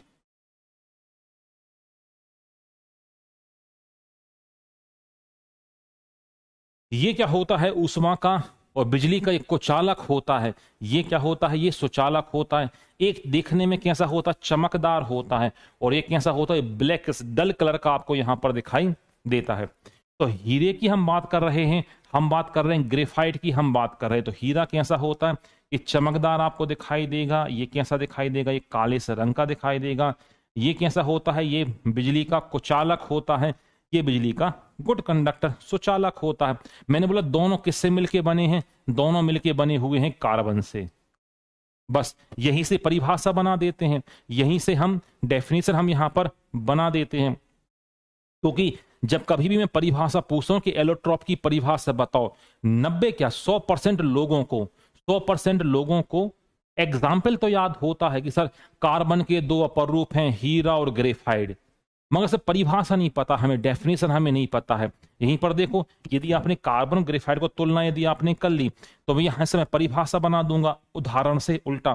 तो मैंने क्या बोला, ऐसे पदार्थ जिनके, देखो ये क्या दिखाई दे रहा है, भौतिक गुण, भौतिक मतलब फिजिकल प्रॉपर्टी, देखने में कैसे दिखाई दे रहे हैं। मैंने बोला ये चमक रहा है, ये काला सा दिखाई दे रहा है, ये ऊष्मा का सुचालक है, ये कुचालक है। तो आपने बोला ऐसे पदार्थ जिनके भौतिक गुण कैसे हैं, अलग अलग हैं। देखो फिजिकल प्रॉपर्टी कैसी है, ये अलग अलग है, मगर दोनों मिलकर किससे बने हैं, ये कार्बन से मिलकर बने हैं। परिभाषा बन गई कि ऐसे पदार्थ जिनकी फिजिकल प्रॉपर्टी अलग अलग होती है लेकिन केमिकल प्रॉपर्टी, रासायनिक गुण समान होते हैं, एक दूसरे के अपरूपी तत्व कहलाते हैं। इस प्रक्रिया को अपरूपता या एलोट्रॉप्स कहा जाता है।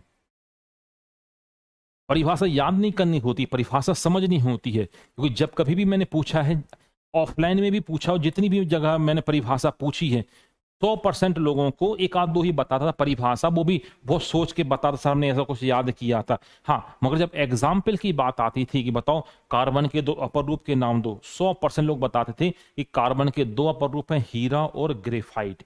ये सभी ने आंसर यहां पर दिया है। तो यहीं से तो मैंने परिभाषा बना दी कि ऐसे पदार्थ जिनके भौतिक गुण कैसे हों, अलग अलग, और रासायनिक गुण कैसे हों, समान होते हैं, एक दूसरे के अपरूपी तत्व कहलाते हैं। और इस प्रक्रिया को या इस प्रोसेस को बोलते हैं क्या, अपरूपता कहा जाता है। तो कार्बन के दो अपर रूप नहीं होते, एक और अपर रूप है जो हाल ही में खोजा गया, इसको बोलते हैं फुलरीन। बकमिस्टर फुलरीन के नाम पर यहां पर इसे दिया जाता है। Chemical property same but physical property are different. हाँ, श्वेता भारद्वाज, यही इसकी डेफिनेशन भी होती है। तो हमने क्या किया, एग्जाम्पल के जरिए हमने डेफिनेशन बना ली। हम क्यों याद करें, हमने तो समझ लिया था भाई क्या करना है इसमें हमें। तो हमने क्या बोला, हमने बोला कि जो कार्बन आधारे जो है वो क्या क्या हो सकते हैं, यही दिखा था अपन ने। देखो उसी का टेबल आगे बढ़ के आ गया है, ये देखो ये कार्बन के बुद्ध मुक्त शुद्ध कार्बन। अब क्या थे, कार्बन के अपर रूप। अब कार्बन के अपर रूप क्या हो सकते हैं, तो ये रहे कार्बन के अपर रूप। आजा भाई जल्दी, हाँ आ गया।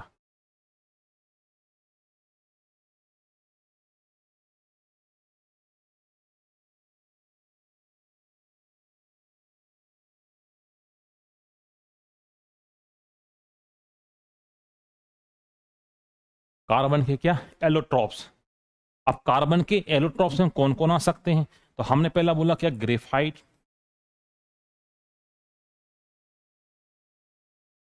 दूसरा हमने क्या बोला, दूसरा हमने बोला डायमंड। इन्हीं से हम तैयार करेंगे क्या, नैनो नैनो पार्टिकल, ये वही है, नैनो सब्सटेंसेस हैं, है ना। इसी से हम यहां पर क्या करेंगे, तैयार करेंगे। ठीक है, अगला फिर हमने बोला क्या, कार्बन नैनो ट्यूब।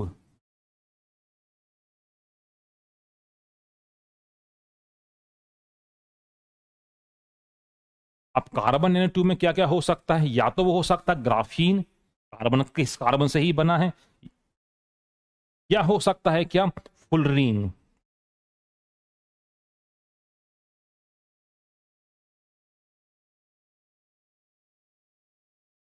या तो हो सकता है ग्राफीन, या तो हो सकता है क्या वो फुलरीन। अब फुलरीन यदि है तो वो किस आकार में, उस आधार पर फिर दो नाम हमने यहां पर दिए हैं। अभी शायद वो लड़की बोल रही थी, इसका नाम बोल रही थी, इसी को बोलते हैं CNT कहा जाता है, कार्बन नैनो ट्यूब कहा जाता है ना, यही। तो जो कार्बन नैनो ट्यूब है दो प्रकार की स्ट्रक्चर बेस पर, तो ग्राफीन और फुलरीन। तो जो फुलरीन जो है स्ट्रक्चर बेस पर दो, ये गोल रहेगा, उसको नाम दे दिया क्या, बस्की ट्यूब या बस्की बॉल से बोल दिया गया है। और यहां पर देखो बस्की ट्यूब, और ये हो गया क्या, बस्की बॉल से यहां पर कहा जाता है। तो ये क्या है, ये उसका क्लासिफिकेशन हमने किस तरीके से तैयार यहां पर किया है। फिर एक एक का हम एग्जाम्पल दे रहे हैं। तो हमने सबसे पहले क्या बोला, हमने सबसे पहले बोला कि जो पार्टिकल है, नैनो पार्टिकल कैसे तैयार करोगे। तो आपने बोला एक हम करेंगे कार्बन पर आधारित होंगे और दूसरे होंगे मेटल। इसमें मेटल आ गई, इसका क्लासिफिकेशन ज्यादा बड़ा नहीं था। हमने बोला हम करेंगे कार्बन के ऊपर आधारित। हमने बोला कैसे करोगे, तो हमने बोला या तो हो सकता है शुद्ध कार्बन हो सकता है, या हमने बोला भाई साहब कार्बन के ये अपर रूप हो सकते हैं। फिर आपने बोला सर कार्बन के अपर रूप कैसे कैसे हो सकते हैं। हमने बोला एक हो सकता है हीरा, एक हो सकता है ग्रेफाइट, और एक हो सकता है CNT। सर CNT क्या, कार्बन नैनो ट्यूब, जो आप पढ़ते हो ना फुलरीन, इसी के अंतर्गत आता है। फिर आपने CNT कितने प्रकार का हो सकता है, ये स्ट्रक्चर बेस पर दो प्रकार का, एक ग्राफीन होगा और दूसरा फुलरीन। अब फुलरीन भी कैसा है, ये दो प्रकार का आपको देखने को मिलेगा। पहला ये बॉल के आकार का और दूसरा ट्यूब के आकार का। तो एक को नाम दे दिया बस्की बॉल और दूसरे को बोल दिया बस्की ट्यूब। ये केवल इनका स्ट्रक्चर में अंतर है। देखो क्या लिखा, बेलनाकार फुलरीन के अणु गोल गोल जमे हुए हैं, तो उसको नाम दे दिया बस्की बॉल। और ये कैसे जमे हैं, तो बस्की ट्यूब। और ये कैसे जमे, बॉल के आकार में जमे हुए हैं, इसे नाम दे दिया क्या, गोलनाकार बस्की बॉल, इसे यहां पर।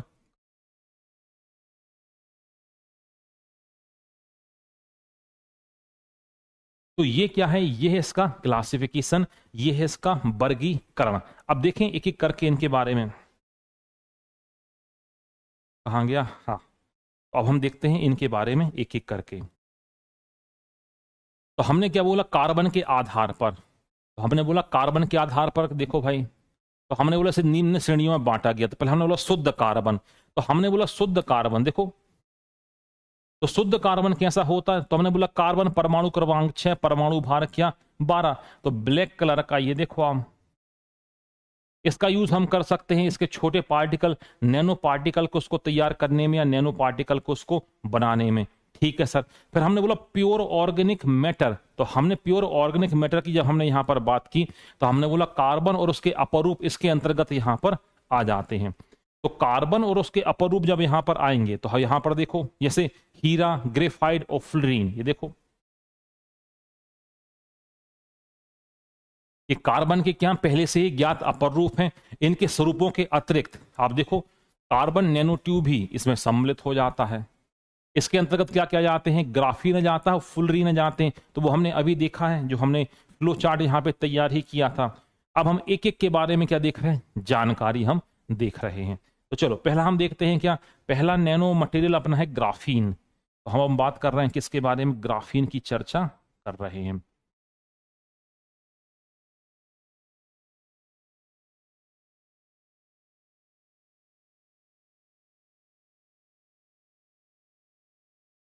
चलेगा। तो हम करते हैं क्या, ग्राफीन। तो ये ग्राफीन क्या है, ये हाल ही में खोजा गया है, हाल ही में हमने यहां पर देखा है। हाँ, CNT मजबूत इसलिए होता है क्योंकि उसमें नैनो पार्टिकल्स होते हैं, और मजबूती का रीजन यही है कि नैनो पार्टिकल जब होंगे अभी, तो सरफेस एरिया क्या रहेगा, सतही क्षेत्रफल उसका ज्यादा रहेगा, और जितना सतही क्षेत्रफल रहेगा उसकी अवशोषण की दर उतनी ज्यादा बढ़ जानी है। तो नैनो पार्टिकल का एक यूज ही है। तो यहीं पर लिखा है देखो, कार्बन परमाणु की एक परत वाली एक पतली चादर जैसी आपको यहां पर दिखाई देगी, जिसे हाल ही में क्या किया गया था, प्रयोगशाला में वैज्ञानिकों के द्वारा दिखाई सका, ब्रिटेन में 2003 में इसको यहां पर विकसित किया गया था। इसके लिए नोबेल पुरस्कार भी यहां पर दिया गया था, देख सकते हो आप। ग्राफीन की संरचना में कार्बन परमाणु एक दूसरे के साथ परस्पर सुसज्जित तो होते हैं, आपस में जुड़े हुए होते हैं। वो भी कैसे, sp2 हाइब्रिडाइजेशन के अनुसार, sp2 संकरण के अनुसार जुड़े हुए होते हैं। sp2 संकरण का मतलब एक का s दूसरे का p। तो sp2 संकरण में क्या होते हैं, ये आपस में जुड़े हुए होते हैं। ग्राफीन के उस विशेष संरचना का कारण उसके विशिष्ट भौतिक और रासायनिक गुण यहां पर क्या होते हैं, निर्धारित होते हैं। तो ग्राफीन हमने बोला कार्बन से बना हुआ, मेरे ख्याल से स्ट्रक्चर है क्या इसका, हाँ ये रहा, ये देखो ये हमने तैयार यहां पर किया इसको स्ट्रक्चर को। तो हमने ये इसको मॉलिक्यूल को दिखाई दे रहे होंगे आपको, ये तो हमने कंप्यूटर से बनाया कि भाई इस तरीके के कुछ यहां पर बने हुए होते हैं हेक्सागोनल स्ट्रक्चर में। तो हमने बोला ग्राफीन कार्बन का ही एक अपर रूप जैसा आपको देखने को मिलेगा। यहां पर वर्ष 2003 में ब्रिटेन के वैज्ञानिकों ने कहां तैयार किया, लैब में यहां पर तैयार किया, प्रयोगशाला में तैयार किया। तो यहां पर दिखाई दे रहे हैं ये काफी क्या होते हैं एक दूसरे का, देखो जाल में आपके क्या है व्यवस्थित है मॉलिक्यूल। तो ये क्या होता है स्टील की अपेक्षा भी क्या हो जाता है, काफी मजबूत यहां पर हो जाता, लिखा हुआ है हाँ, स्टील की अपेक्षा 200 गुना मजबूत होता है। सर मजबूती से क्या इसका रीजन है, मेरी बात ध्यान से सुनना, मजबूती से रीजन क्या है, एक डायग्राम में आपको बना के बता रहा हूं।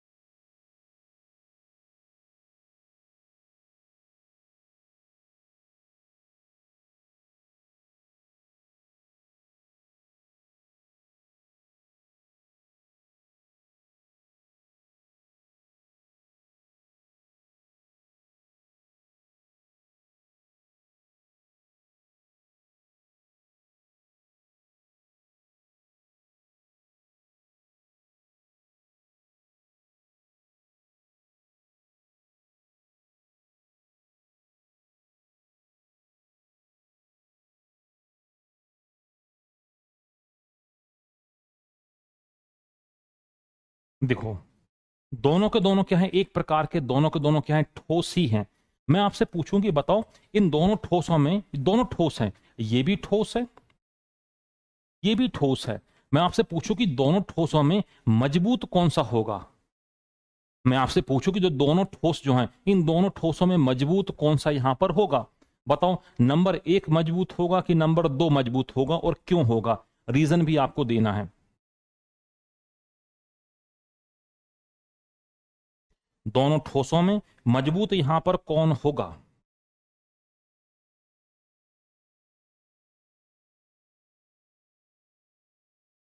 दोनों ठोस हैं, मजबूत कौन सा होगा। ओके सभी लोग ठीक ठीक मुझे आंसर दे रहे हैं। आपने बोला सर ये नंबर 2 मजबूत होगा, और यदि मैं आपसे पूछूं नंबर 2 मजबूत क्यों होगा, आप ये बोलेंगे कि सर कि नंबर 2 जो है ना इसके आकार कैसे छोटा आकार है, छोटा आकार होने से ही ये जाता है, आकार जैसे ही छोटा होगा जो सरफेस एरिया जो है, सतही क्षेत्रफल, आकार के छोटे होने से सतही क्षेत्रफल क्या हो जाता है, बढ़ जाता है। और जैसे ही सतही क्षेत्रफल बढ़ेगा तो जो कांटेक्ट लेयर जो है, सतह जो है, ये एक दूसरे के ऊपर ज्यादा ओवरलैप होती है। मेरी बात समझ में आ रही है। ठोस दोनों ही हैं मगर दोनों में अंतर इतना है, दोनों में यहां पर देखो सतह जो है ये कम कांटेक्ट में है सतह, देखो आप, तो जितना ज्यादा बारीक होगा, जितना ज्यादा छोटा होगा, तो सरफेस एरिया क्या होगा, उतना ज्यादा इंक्रीज होगा। और जितना सरफेस ज्यादा एरिया इंक्रीज होगा तो उसके आपस में जुड़े रहने की वो दर जो होगी वो क्या लगेगी, वो काफी ज्यादा यहां पे आपको देखने को मिलेगी। तो यही तो होता, हमने क्या बोला, हमने बोला ग्राफीन जो है, हमने बोला जो स्टील जो होता इससे 200 गुना मजबूत होता। लो सर स्टील भी तो अच्छा खासा मजबूत होता है, ये भी कमजोर थोड़ी होता है। सर 50 मंजिलों की इमारतें खड़ी होती हैं उससे भी मजबूत होता, हाँ जी स्टील से भी मजबूत होता। क्यों, क्योंकि स्टील के अणु कैसे हैं, स्टील के अणु ऐसे है ठोस, ये भी तो बड़े बड़े अणु आपस में जब चिपकते हैं तो बहुत कम सतह से चिपक रहे हैं, उसको बहुत बारीक कर दूं तो सतह क्या हो जाएगी, सरफेस एरिया, सरफेस एरिया बढ़ जाना है। और जैसे ही क्या होगा, सरफेस एरिया क्या होगा, इंक्रीज होता है। इसे ही हम क्या बोला जाता है, इसे ही कहा जाता है, सरफेस एरिया के बढ़ने से जो नैनो पार्टिकल्स जो होते हैं ये काफी मजबूती से क्या हो जाते हैं, कॉम्पैक्ट हो जाते हैं, काफी मजबूती से चिपक जाते हैं। बात को समझ में आ रही है? इसीलिए हम देखो, हम जो आगे पढ़ेंगे ना, जो हम सोलर प्लेट हम बनाएंगे तो हम बोलेंगे हम सोलर प्लेट हम ग्राफीन की तैयार कर लें, तो उसमें अणु क्या होंगे, बहुत पास पास रहेंगे, काफी डेंस रहेंगे, तो डेंसिटी होगी, घनत्व तो क्या होगा, ज्यादा होगा। तो इसकी जो एफिकेसी होगी, दक्षता जो होगी, जो नॉर्मल सोलर प्लेट है उससे उसके मुकाबले कई गुना दक्षता इसकी ज्यादा होगी। आ रही बात समझ में? तो हमने क्या बोला, ये मजबूत होता है किसकी तुलना में, ये होता है स्टील की तुलना में। अब इसके अलावा ग्राफीन की जो होती है तन्यता, तन्यता क्षमता, मन्यता लिखा ता करो उसको। तन्यता मतलब डक्टाइल, डक्टिलिटी, तन्यता खींचना उसको, यहां पर वो क्षमता जो होती है ये काफी क्या होती है, यहां पर ज्यादा होती है। डक्टिलिटी इसकी जगह आप कर सकते हैं और अच्छा शब्द डक्टिलिटी, क्योंकि अणुओं से क्या जुड़ा हुआ है, मजबूती से जुड़ा हुआ है। ग्राफीन की सतह का क्षेत्रफल फुलरीन के नैनो पदार्थ या बस की ट्यूब या बस की बॉल की तुलना में 3 गुना अधिक होता है। क्यों अधिक होता है वो अभी हमने देख ही लिया, क्योंकि नैनो पार्टिकल से यहाँ पे बने हुए हैं, नैनो पार्टिकल से एक दूसरे से जुड़े हुए हैं, तो सतही क्षेत्रफल क्या होगा, सतही क्षेत्रफल ज्यादा ही होना है। और जहां पर सरफेस एरिया की हम बात करेंगे, हर वो चीज जहां सरफेस एरिया का यूज हो रहा है वहां पर हम नैनो पार्टिकल का ही यूज करेंगे। जैसे बहुत अच्छा एग्जाम्पल अपन बोलते सोलर प्लेट का, तो हमने बोला यदि सोलर प्लेट ऐसे नैनो पार्टिकल से बनाई जाए तो उतनी ही प्लेट पर डेंसिटी बढ़ जाएगी, पर यूनिट मॉलिक्यूल की नंबर क्या हो जाएगा, उतनी ही प्लेट पर सर ये बढ़ जाना है। और जैसे पर यूनिट मॉलिक्यूल का नंबर यहां पर बढ़ेगा तो जाहिर सी बात है उसकी एफिकेसी बढ़ जाएगी, दक्षता उसकी क्या हो जानी है, बढ़ जानी है।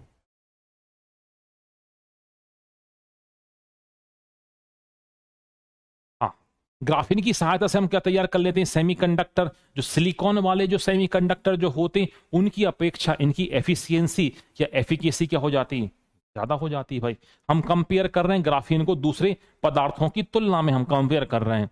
फिर हमने बोला भाई साहब हमारे पास एक बैटरी होती जो हम सबसे बढ़िया बैटरी हम बताते हैं किसको, लिथियम आयन आधारित बैटरी, जो लगभग सभी इलेक्ट्रॉनिक उपकरण में लगाई जाती है। इसकी भंडारण या क्षमता ग्राफीन की जो अपेक्षा है, ग्राफीन की सहायता से बढ़ाई जा सकती है। अब जाहिर सी बात है बैटरी आप यूज कर रहे हैं, सेल आप यूज कर रहे हैं, तो उसमें जो लेयर जो होगी, या तो लेड एसिटेट सेल का आप यूज करते हो या आप यूज करोगे ड्राई सेल का, अमोनियम क्लोराइड का भी यूज कर रहे हो, तो उसमें जो सतह जो है, अब सतह में हम यदि ग्राफीन का यूज कर दें तो हम ये बोलेंगे उसका सतह क्या हो जाएगी, बढ़ जाएगी। और सतह यदि बढ़ जाएगी तो वो वोल्टेज को होल्ड करने की कैपेसिटी भी उसकी बढ़ जाएगी। तो अभी तक हमारे पास जो अच्छी एफिकेसी वाली बैटरी है वो लिथियम आयन बैटरी आपको यहां पर दिखाई देगी। तो इसमें यही बता रहा है क्या कि ग्राफीन की सहायता से इसकी जो कैपेसिटी, बैटरी तो उतनी ही रहेगी मगर हम उसको सस्टेन लंबे समय तक हम उसे यूज कर सकते हैं। तो इन बैटरियों को चार्ज करना भी क्या हो जाता है, कम हो जाता है। आपने देखोगे आजकल इनका यूज करने लगे हैं ग्राफीन का भी, 24 घंटे में एक बार चार्ज करना पड़ता है या 2 महीने में एक बार मोबाइल चार्ज करना पड़ता है। तो हमने वो जो उसकी जो सस्टेनेबिलिटी थी उसको हमने क्या कर दिया, हमने इंक्रीज यहां पर कर दिया, होल्डिंग कैपेसिटी को हमने बढ़ा दिया, क्योंकि हमने नैनो पार्टिकल ग्राफीन का हम यहां पर यूज कर रहे हैं। भाई जैसे अभी हम वाहनों में यूज कर रहे हैं लिथियम आयन बैटरी का कर रहे हैं, लेड एसिटेट बैटरी का हम यहां पर क्या कर रहे हैं, अच्छा खासा यूज कर रहे हैं। हाँ, आने वाले समय में हो सकता है ई व्हीकल में इसी ग्राफीन में की ऊपर तैयार बैटरी का उपयोग आपको देखने को मिले। एक बार चार्ज करो 600-800 किलोमीटर गाड़ी यहां पर चलने वाली है, बिल्कुल हो सकता है। तो ये नवीन प्रौद्योगिकी है, नई तकनीकी है जिसका हम क्या करते हैं, यूज हम आगे करेंगे। तो वो यही बता रहा, ग्राफीन को कंपेयर कर रहा है दूसरी चीजों के साथ। ये देखो इसका तो मैं 2-3 बार एग्जाम्पल दे चुका हूं, सोलर सेल का। ग्राफीन का यूज करके हम कैसे यहां पे इंक्रीज कर सकते हैं, जो सोलर एनर्जी को हम केमिकल इलेक्ट्रिक एनर्जी में क्या करते हैं, कन्वर्ट यहां पर करते हैं। अगला बता रहा ग्राफीन की सहायता से हम क्या कर सकते हैं, अधिक दाब अधिक टिकाऊ वाले ऐसे सब्सटेंस यहां पे बना सकते हैं। और जो पवन चक्की जो होती है, पवन चक्कियों में यहां पर लगाकर उनकी भी हम एफिकेसी या उनकी दक्षता यहां पर बढ़ा सकते हैं, क्योंकि ये कैसे होते हैं, काफी कम वजन वाले मॉलिक्यूल्स यहां पर होते हैं। आईओएस में लिथियम आयन बैटरी होती है, हाँ आईओएस में लिथियम आयन बैटरी ही होती है। नीतेश।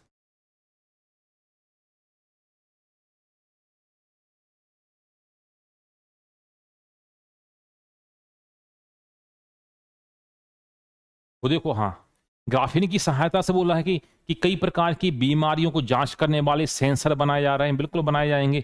अच्छा, इनकी जो संवेदनशीलता काफी ज्यादा रहेगी। इसका मैं आपको एग्जाम्पल, ये तो ग्राफीन की वो है, 16 प्लेट मार्केट में आपकी आ चुकी हैं।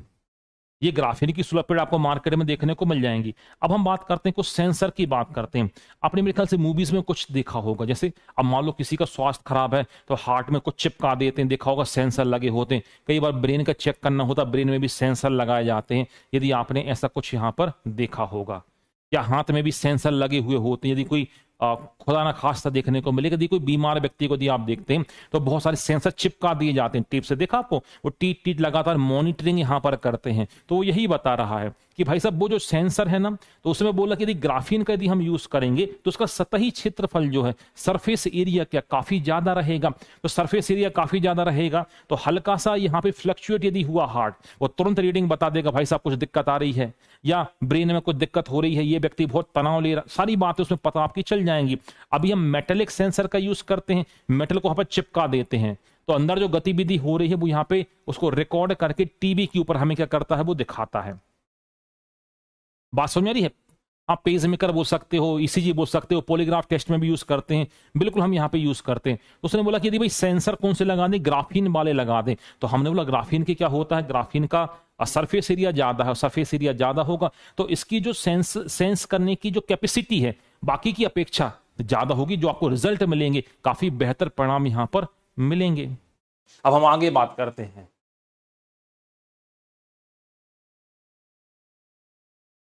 आई होप आपको बातें समझ में आ गई होंगी, क्या क्या अपन यहां पर देख रहे हैं, है ना। चलिएगा।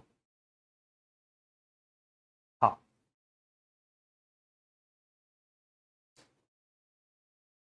टेलीग्राम आईडी सभी को पता है, अंकित सिंह पीडब्ल्यू के नाम से आपको मिल जाएगी, या अंकित सर पीडब्ल्यू के नाम से आपको मिल जाएगी। आप वहां से आप देख सकते हैं सारी चीजें, है ना। चलो, अब हम बात करते हैं, बहुत हो गई बातें, अब बात करते हैं अगला, हम देखते हैं क्या, फुलरीन के बारे में हम यहां पर देखते हैं। तो ये क्या है फुलरीन, ये है कार्बन का आधुनिकतम अपर रूप है, हाल ही में खोजा गया क्या है, अपर रूप यहां पर ये है, कौन सा, फुलरीन। खोज की थी किसने, बकमिस्टर फुलरीन साहब ने इसकी खोज यहां पर की थी। उन्हीं के नाम पर क्या बोलने लगे इनको, उन्हीं के नाम पर बोला जाता है, कैसे, फुलरीन यहां पर कहा जाता है। कुछ इस तरीके का स्ट्रक्चर आप देख सकते हो। आप कल किसी कोई चर्चा कर रहा था सीएनटी के बारे में, कार्बन नैनो ट्यूब दिखाई दे रहा है, ये देखो सीएनटी। ये भी हमने देखा था, जो हम पदार्थ देख रहे थे कि किन पदार्थों से हम तैयार कर सकते हैं क्या, नैनो पार्टिकल।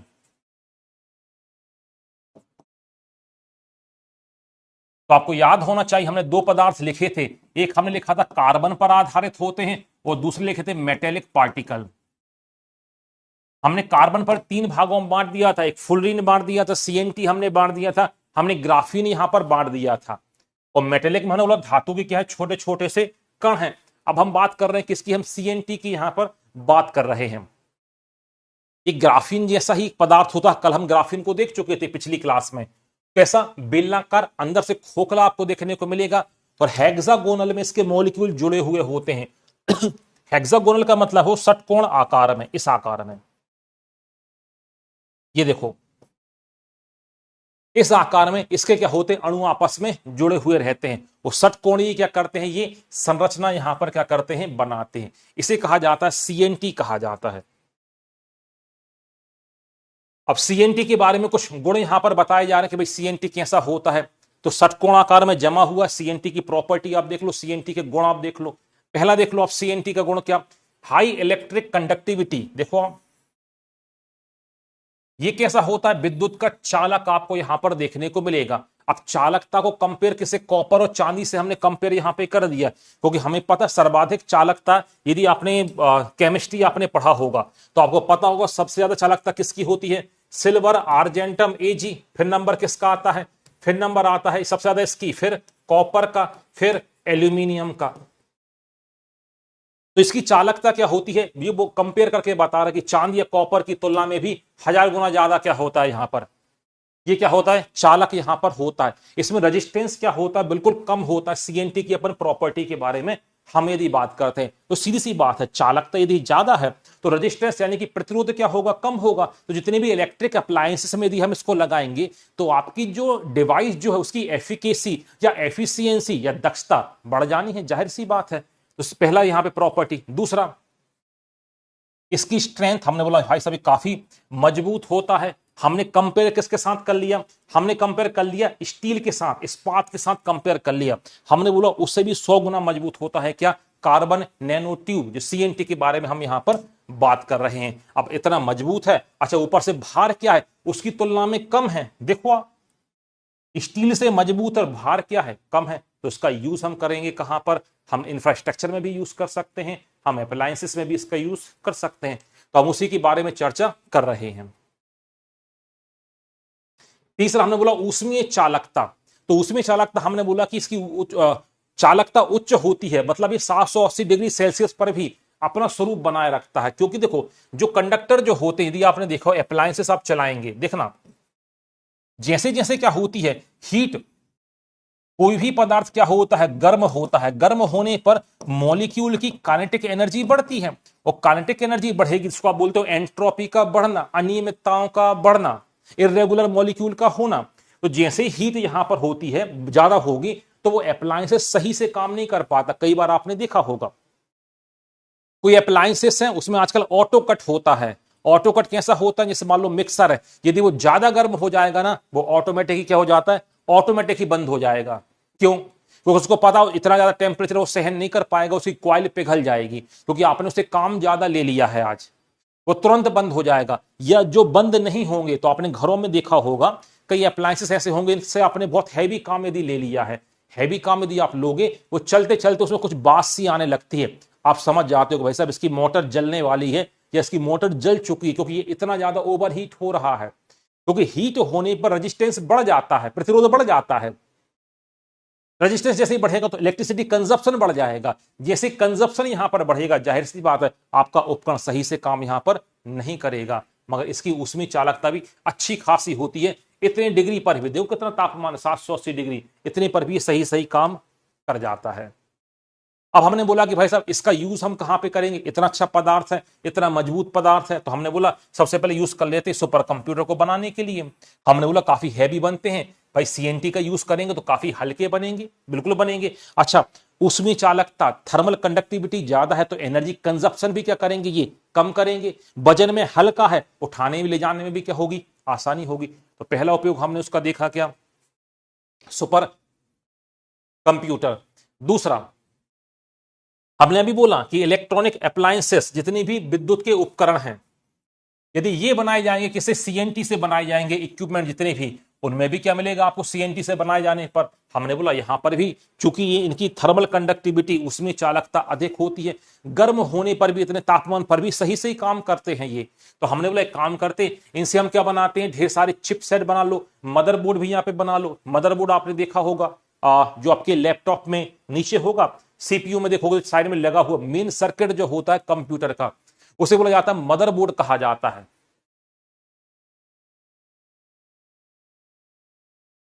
अच्छा, फिर हमने बोला क्या सीएनडी का यूज हम कहां, स्टोरेज में भी कर सकते हैं। अभी आप स्टोरेज के लिए प्राइमरी मेमोरी या सेकेंडरी मेमोरी का आप क्या कर रहे हैं, यहां पर यूज कर रहे हैं। तो आपने बोला कि काम कर सकते हैं, यहां पर हम स्टोरेज करने का काम भी इसी सीएनटी के माध्यम से हम कर सकते हैं।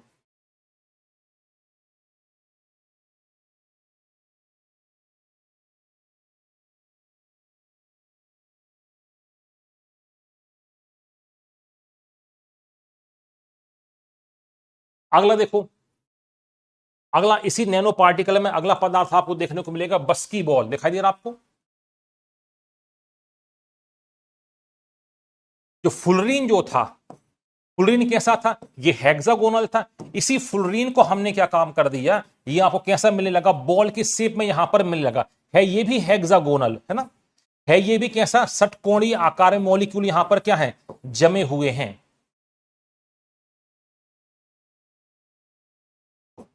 इसमें भी षटकोणी में जमे हुए हैं, मगर नाम क्या दे दिया लोगों ने, बस्की बॉल नाम दे दिया। केवल स्ट्रक्चर केवल अलग है, संरचना केवल यहां पे क्या इसकी अलग है, बाकी है वो सेम ही, फुलरिन के जैसा ही है। तो वो यहीं पे बता रहा देखो कि बस्की बॉल कार्बन परमाणुओं के ऊपर आधारित खोखली गेंद है, जिसकी दीवार पर कार्बन एकल परत होती है। इसमें करीब आपको 60 कार्बन आपको यहां पर देखने को मिल जाते हैं। sp2 संकरण यहां पर पाया जाता है। तो बस्की बॉल के कुछ उपयोग यहां पर बताए जा रहे हैं। हाँ, तो हमने बोला बस्की बॉल चूंकि नैनो पार्टिकल है, इतना छोटा कण है, तो हमने बोला चूंकि यहां पे कार्बन कितना 60 कार्बन की चेन में आपको यहां पर देखने को मिल रहा है, तो हमने बोला कि जो नैनो मेडिसिन जो होती हैं, एक शब्द इसमें आता है नैनो मेडिसिन। नैनो मेडिसिन का मतलब यहां पे ये होता है कोशिकाएं कैसे पहुंचती हैं, ये मॉलिक्यूलर लेवल पर पहुंचती हैं, कहां तक, कोशिका के अंदर तक। कई ऐसे बैरियर होते हैं, जैसे ब्लड ब्रेन बैरियर, कई ऐसे बैरियर होते हैं जिनको दवाइयां क्रॉस नहीं कर पाती हैं। क्यों? क्योंकि उनका मॉलिक्यूलर वेट क्या होता है, ज्यादा होता है, वो उस कोशिका के अंदर नहीं पहुंच पाती हैं। तो वहां पर बताया जा रहा है कि भाई बस्की बॉल का यूज किया जाए, क्योंकि नैनो पार्टिकल है, 10⁻⁹ मीटर, इतना छोटा है, तो इस सेल के अंदर आसानी से एंटर कर सकता है। तो हमने बोला यदि कोई दवा यहां पर ले जाना हो, तो जो नैनो मेडिसिन है उसकी फील्ड में हम बहुत अच्छा इसका यूज यहां पर कर सकते हैं। आज चल जाएगा, या कोई दिक्कत नहीं, मैं जो आपको बता रहा हूं इसी को ही आपको बनाना है।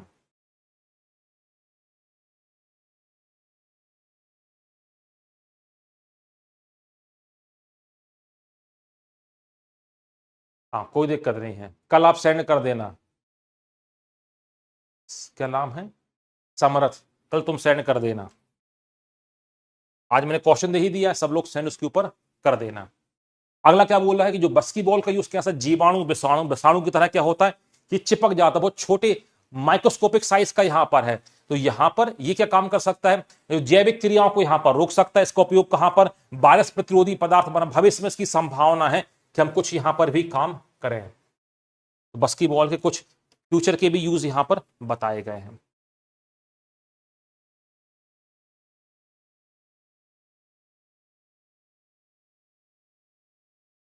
अगला हमने यहां पर बोला कि जो प्राइमरी सेल जो होते हैं, उनकी जगह भी इन कार्बन परमाणुओं का हम बिल्कुल यूज कर सकते हैं, नैनो पार्टिकल का। तो मैंने आपको पहले दिन आपको बताया था कि नैनोमीटर में कितना, ये 10⁻⁹ मीटर को आप क्या बोलते हो, 1 नैनोमीटर।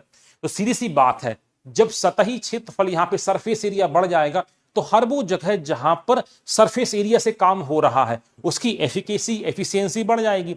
ये बोला कि भाई जब हाइड्रोजन सेल की जगह हम क्या बस्की बॉल का यूज कर सकते हैं, मैंने बोला कर सकते हो, क्योंकि इतना छोटा है, सरफेस एरिया क्या है इसका ज्यादा, सतही क्षेत्रफल यहां पर ज्यादा। तो जाहिर सी बात है, सतही क्षेत्रफल यहां पर ज्यादा है, तो क्षेत्रफल जितना ज्यादा होगा, उसकी सीधी सी बात, क्षेत्रफल जितना ज्यादा होगा उतना ज्यादा सेल आपका कैसा होगा, इफेक्टिव होगा। मतलब कम जगह में आपने ज्यादा चीजें क्या कर दी हैं, केमिकल एनर्जी को आपने स्टोर करके यहां पर रखा हुआ है। हाँ जी, ये है, देखो बात करते हैं, ये रहा नैनो प्रौद्योगिकी के उपयोग, ये काम का। मैं कभी भी बोलता हूं कि देखो कि भाई दो बड़े क्वेश्चन जब भी आते हैं, अब मान लो कभी क्वेश्चन आए कि what is nano technology, describe it's uses, कि नैनो प्रौद्योगिकी क्या है, इसके उपयोग लिखो। तो सबसे पहले नैनो प्रौद्योगिकी की आपने परिभाषा लिखी क्या है, जो आपने इसके पहले वाली क्लास में देखी थी। फिर देखो यहां पर जो लिखा हुआ, देखो ये कोई ऐसी बात नहीं है कि हर कोई नहीं लिख सकता है, ये ऐसी ही बात है जिसको सब कोई लिख सकता है। अब लिखने का किसका कैसा अंदाज है, अंदाज से मतलब यहां पर कि वोकेबलरी कितनी उसने पढ़ी लिखी है, यहां पर वही शब्द याद आते हैं जो आपने पढ़ा लिखा समझा है। आप सोचो कि आप, मैं खाली पेपर दे दूं, अभी मैं बैठा दूं कि नैनो प्रौद्योगिकी के उपयोग लिखो, कभी कुछ लिखे जाएंगे, कभी को लोग कुछ लिखेंगे। नैनो प्रौद्योगिकी के जो उपयोग जो लिखे जाएंगे वो कैसे लिखने हैं आपको, ये देखो ये कहां पर है। तो ये वो चीजें हैं जो आपने पढ़ी हैं, वही आपको याद आएंगी। तो अब देखो क्या बता रहा है, लिखने का तरीका देखो, वो बता रहा कि प्रेजेंट एरिया हैज, वो बता रहा कि सबसे पहले यही बता रहा कि कोई ऐसा क्षेत्र नहीं है जो यहां पर नैनो प्रौद्योगिकी से क्या है, अनटच रह गया हो, वो छुआ हुआ नहीं है। अब ये कोई ऐसी बात थोड़ी कि उसको आप यही याद करो, आप इसके अलावा कुछ ऐसी लिख सकते हो कि भाई ऐसा कोई क्षेत्र नहीं बचा है। तो ये शब्दों का खेल है, शब्दों की जादूगरी है, जिससे जो जैसे लिखते बनता वो वैसे लिख सकता है। इसमें याद करने लायक कुछ भी नहीं है, इसमें केवल वो बातें लिखी गई हैं जो अभी मैं आपको बताने वाला हूं। तो उसको पहले प्रस्तावना इंट्रोडक्शन बना के यहां पर लिखा गया है। तो बता रहा कि भाई जनसंख्या पॉपुलेशन बढ़ रही है, उसकी ऊर्जा की मांग में क्या हो, वितरण में हानि हो रही है, क्या काम करें, अधिक उपकरणों का उपयोग हो रहा है। फिर हम समस्याएं बता रहे हैं, खेल, परिवहन,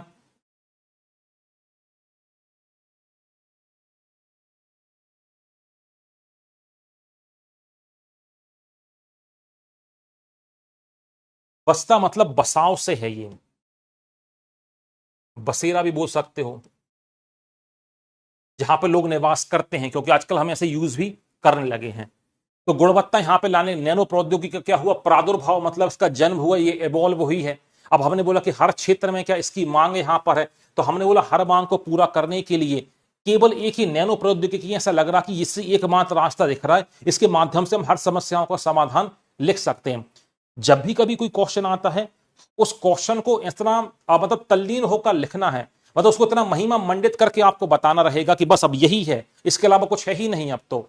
उसने बोला नैनो प्रौद्योगिकी क्या है, उसने बोला कि भविष्य में भारत में नैनो प्रौद्योगिकी की संभावना बताओ। तो प्रस्तावना तो यही है, इंट्रोडक्शन तो आपका यही है जो आप बेसिक यहां पर देख रहा हो।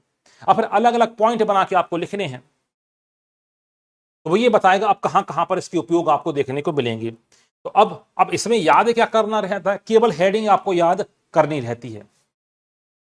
हेडिंग को मैं आपको बता चलता हूं। सबसे पहले उसने बोला, भाई साहब इन्हें बोला कि टेक्नोलॉजी की फील्ड में आप क्या क्या उपयोग कर सकते हो। तो टेक्नोलॉजी की फील्ड में जो अभी अपन ने देखा था, देखो सीएनटी का देखा था, ग्राफीन का देखा था, क्या पर देखा था, माइक्रो प्रोसेसर यहां पे बना सकते हो, काम का केवल इतना। फिर आप वो बता देना ये बहुत अच्छे एफिशिएंट होते हैं, कम समय लेते हैं, ये वो बाकी की बात है ये। फिर हमने क्या बोला, सुपर कंप्यूटर के जो चिप वगैरह जो है या आईसी जो वगैरह है यहां पे आप बना सकते हैं, ठीक है। फिर हमने बोला क्या, एक ही हेडिंग ली है अभी, इसी का देखो बी, इसमें क्या है, जो नैनो सब्सटेंसेस हैं, हमने हाइड्रोजन सेल यहां पर बनाए। तो हमने बोला कि भाई साहब इनकी जो केमिकल एनर्जी, मतलब इलेक्ट्रिकल एनर्जी को केमिकल एनर्जी में कन्वर्ट करने की जो कैपेसिटी है इसमें ज्यादा होती है। कोई नई बातें नहीं बता रहे अपन, वो सब जो पढ़ चुके हैं उसी को फिर से छाप रहे हैं। तो आपके जो नोट्स होने चाहिए, आप देखो यदि आप समझ के नोट्स, यदि आपको भाषा लिखते नहीं आ रही है तो पूरा नोट्स आपको लिखना पड़ेगा। यदि आप भाषा लिख लेते हैं, अब जैसे मैं यदि नोट्स बनाता तो मैं पता क्या काम करता, ऊपर में बेसिक सा देख लेता क्या लिखना है, परिभाषा लिख ली मैंने, ऊपर मैंने इंट्रोडक्शन लिख लिया। अब मैं लिखता यूज तो रफ में मैं यूज बनाता, तो मैंने लिखता in the field of technology. अब टेक्नोलॉजी में पहला क्या लिख लेता मैं, जो मुझे याद रहे। तो मुझे याद आ गया, मैंने कहा सीएनटी और ग्राफीन का यूज हम कहां पे करते हैं, मैंने बोला हम यहां पर यूज करते हैं माइक्रो प्रोसेसर बनाने के लिए और सुपर कंप्यूटर, पहला हो गया उपयोग। बाकी भाषा आपकी अपनी खुद की रहेगी, भाषा आप मेरी बिल्कुल भी ना लिखिएगा और ना ही मेरी भाषा आप लिखेंगे, ना ही आप याद कर पाएंगे। आपको तो बिंदु याद रखना। फिर दूसरा आपने क्या देख लिया, आपने बोल दिया भाई हाइड्रोजन सेल की जगह हम क्या करें, अभी हमने देखा था सीएनटी सेल, या हमने देखा था बस्की बॉल के सेल हम बना दें, तो उससे क्या हो जाएगा, आपने बोला कि भाई साहब इसमें ऊर्जा ज्यादा रहेगी, एनर्जी ज्यादा रहेगी, हल्का रहेगा, आसानी से ले जा सकते हैं। दूसरा हो गया। तीसरा आपने क्या बोल दिया, हाँ, तो नैनो पदार्थों पर आधारित प्रौद्योगिकी उत्प्रेरक एवं उत्प्रेरणों की अपेक्षा अधिक कार्यकुशल। यहां पे आपने बोला कि अगला वो बोल दिया कि जितने भी अप्लायंस हमने तैयार यहां पर किए हैं ये कैसे होते, बहुत एफिशिएंसी इनकी अच्छी होती है। ये आपने बोला एफिशिएंसी अच्छी कितनी होती है, तो आपने बोल दिया सर इनका सरफेस एरिया ज्यादा होता है। क्यों, क्योंकि 1 नैनोमीटर बराबर क्या होता है, 10⁻⁹ मीटर। तो ये 4-6 बिंदु लिखने, एक स्लाइड खत्म। आपके लोग बोलते हैं सर इतना ज्यादा लिखने को हो जाता है, लिखने को कहां ज्यादा हुआ, 1-2-3 लाइन तो लिखनी है इस पेज में, क्या लिखना है, मीन्स तो आपको लिखना ही पड़ेगा। लिखने से तो आप बच बिल्कुल भी नहीं सकते हैं। जो ये सोच रहे हैं कि लिखने से बच सकते हैं तो फिर तो आप गलत डायरेक्शन में तैयारी कर रहे हैं।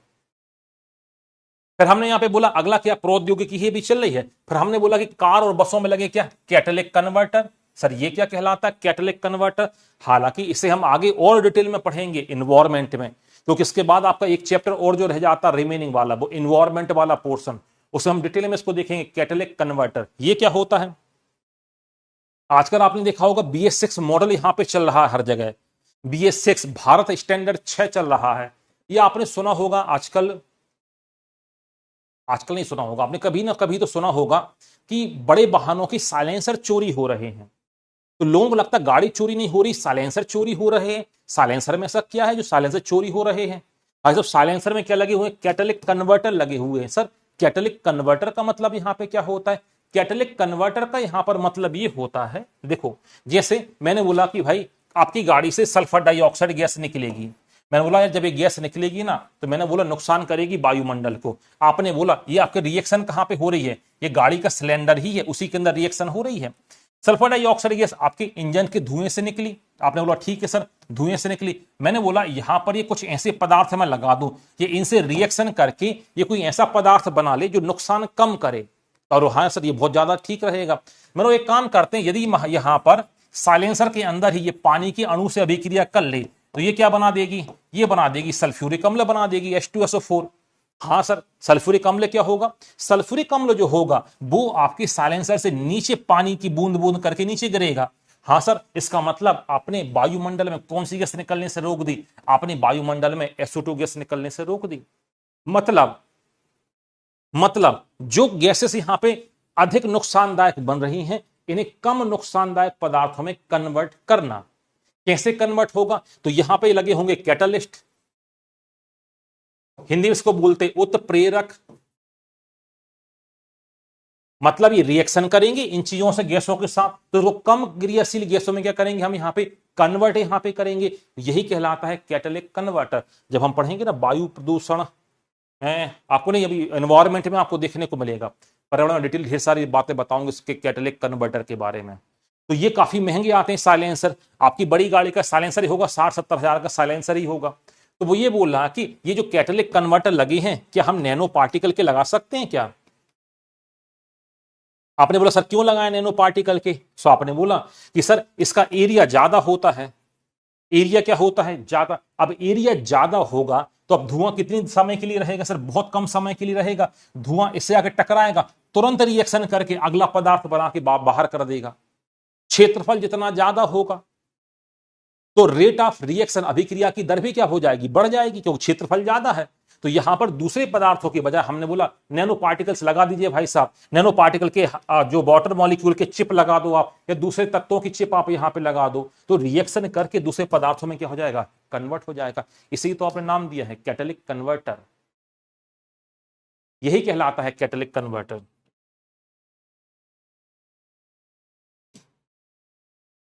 पहला फील्ड हो गया। अब दूसरा फील्ड हमने कहां पर बोला? हमने दूसरा फील्ड बोल दिया कहां पर? खेल में। अब खेल के जितने भी उपकरण जो हम बना रहे हैं, सर हम खेल में क्या बनाते हैं? हमने बोला खेल में हम टेनिस बॉल बनाते हैं कि मजबूत बन सकती है क्या? मतलब खेल में वो रैकेट बनाते हैं, अभी तो सर हम लोहे का या एल्यूमिनियम का बना रहे हैं, काफी भारी होता है। आपने बोला सर कार्बन ट्यूब का बना के देखो ना, CNT का, ये काफी हल्का होता और मजबूत भी रहेगा और उठाने और चलाने में आसान भी होगा। तो हमने बोला हाँ यार ये एक नया आयाम हमें मिल गया, किसका? नैनो प्रौद्योगिकी का। तो ये ऐसे आंसर हैं जो हमने अभी तक पढ़ा है, उसी के बेसिस पे यहां पर लिखने हैं। जैसे बैडमिंटन के या क्रिकेट के हेलमेट हो गए, नी गार्ड हो गए, इन सभी को आप तैयार कर सकते हो। तो कैसे होंगे? मजबूत भी होंगे, वजन में हल्के भी होंगे। अब इसमें कोई ऐसी रॉकेट साइंस बिल्कुल भी नहीं है कि आप सोचें कि सर इसमें बहुत ज्यादा रॉकेट साइंस आपको दिखाई दे रहा है। फिर हमने क्या बोला? हमने बोला एग्रीकल्चर।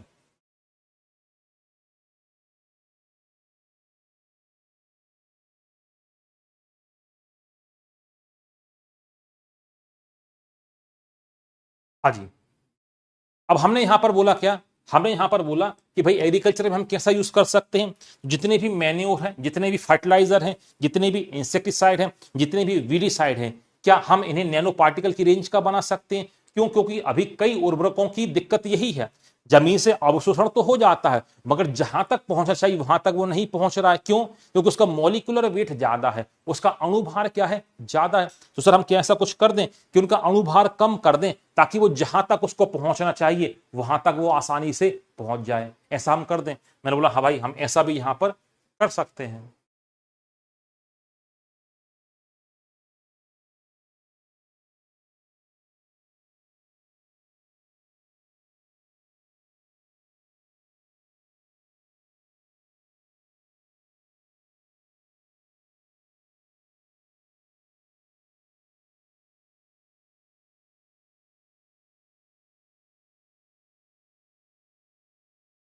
देखो वही बता रहा खेती में कैसा। तो हमने बोला कैसा, ऑर्गेनिक क्या कर लो आप, जैव उर्वरकों का उपयोग करके बायो फर्टिलाइजर या ऑर्गेनिक फर्टिलाइजर। इसका मतलब यहां पर है किसी प्रकार का सिंथेटिक फर्टिलाइजर आप यूज नहीं कर रहे हैं, इसे बोला जाता है क्या, इसे कहा जाता है ऑर्गेनिक फर्टिलाइजर। हम कीटों के नियंत्रण में इंसेक्टिसाइड बीडीसाइड यहां पर कर सकते हैं। एक देखो एक बहुत अच्छी खेती है, इसको बोलते हैं हाइड्रोपोनिक्स कहा जाता है इंग्लिश में, हिंदी बोलते हैं जल कृषि का विकास, या इसी को एक नाम और देते हैं, इसको बोला जाता है मृदा रहित कृषि कहा जाता है। देखा हाइड्रोपोनिक्स।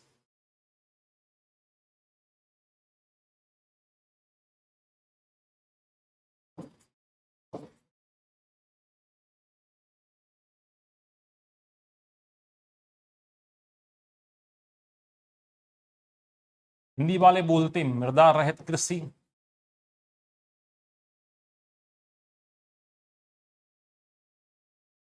या जल कृषि भी लोग, कुछ लोग इसे नाम दे देते हैं, जैसे यही बोल देते हैं।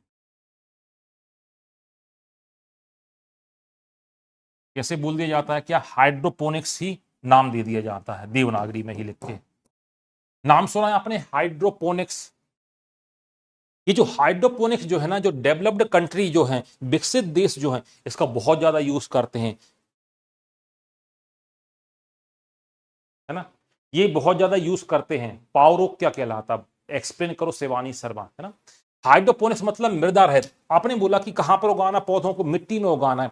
मैंने बोला मिट्टी की जगह पानी में उगा दें तो क्या होगा, इसके बहुत सारे फायदे होते हैं हाइड्रोपोनिक्स के। मैं आपको बेसिक आपको बता देता हूं हाइड्रोपोनिक्स कैसा। हाँ, जल में खेती, जल में खेती कैसा, मैं आपको एग्जाम्पल देता हूं।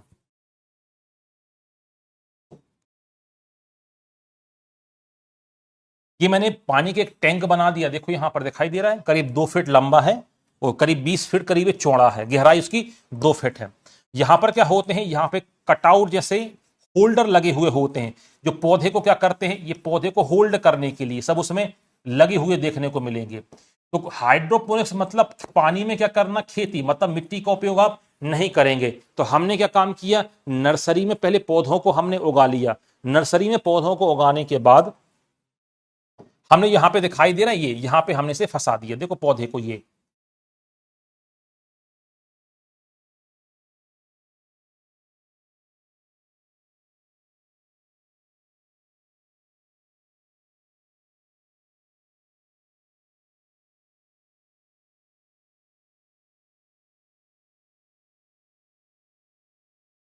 ये है पौधे की जड़ें।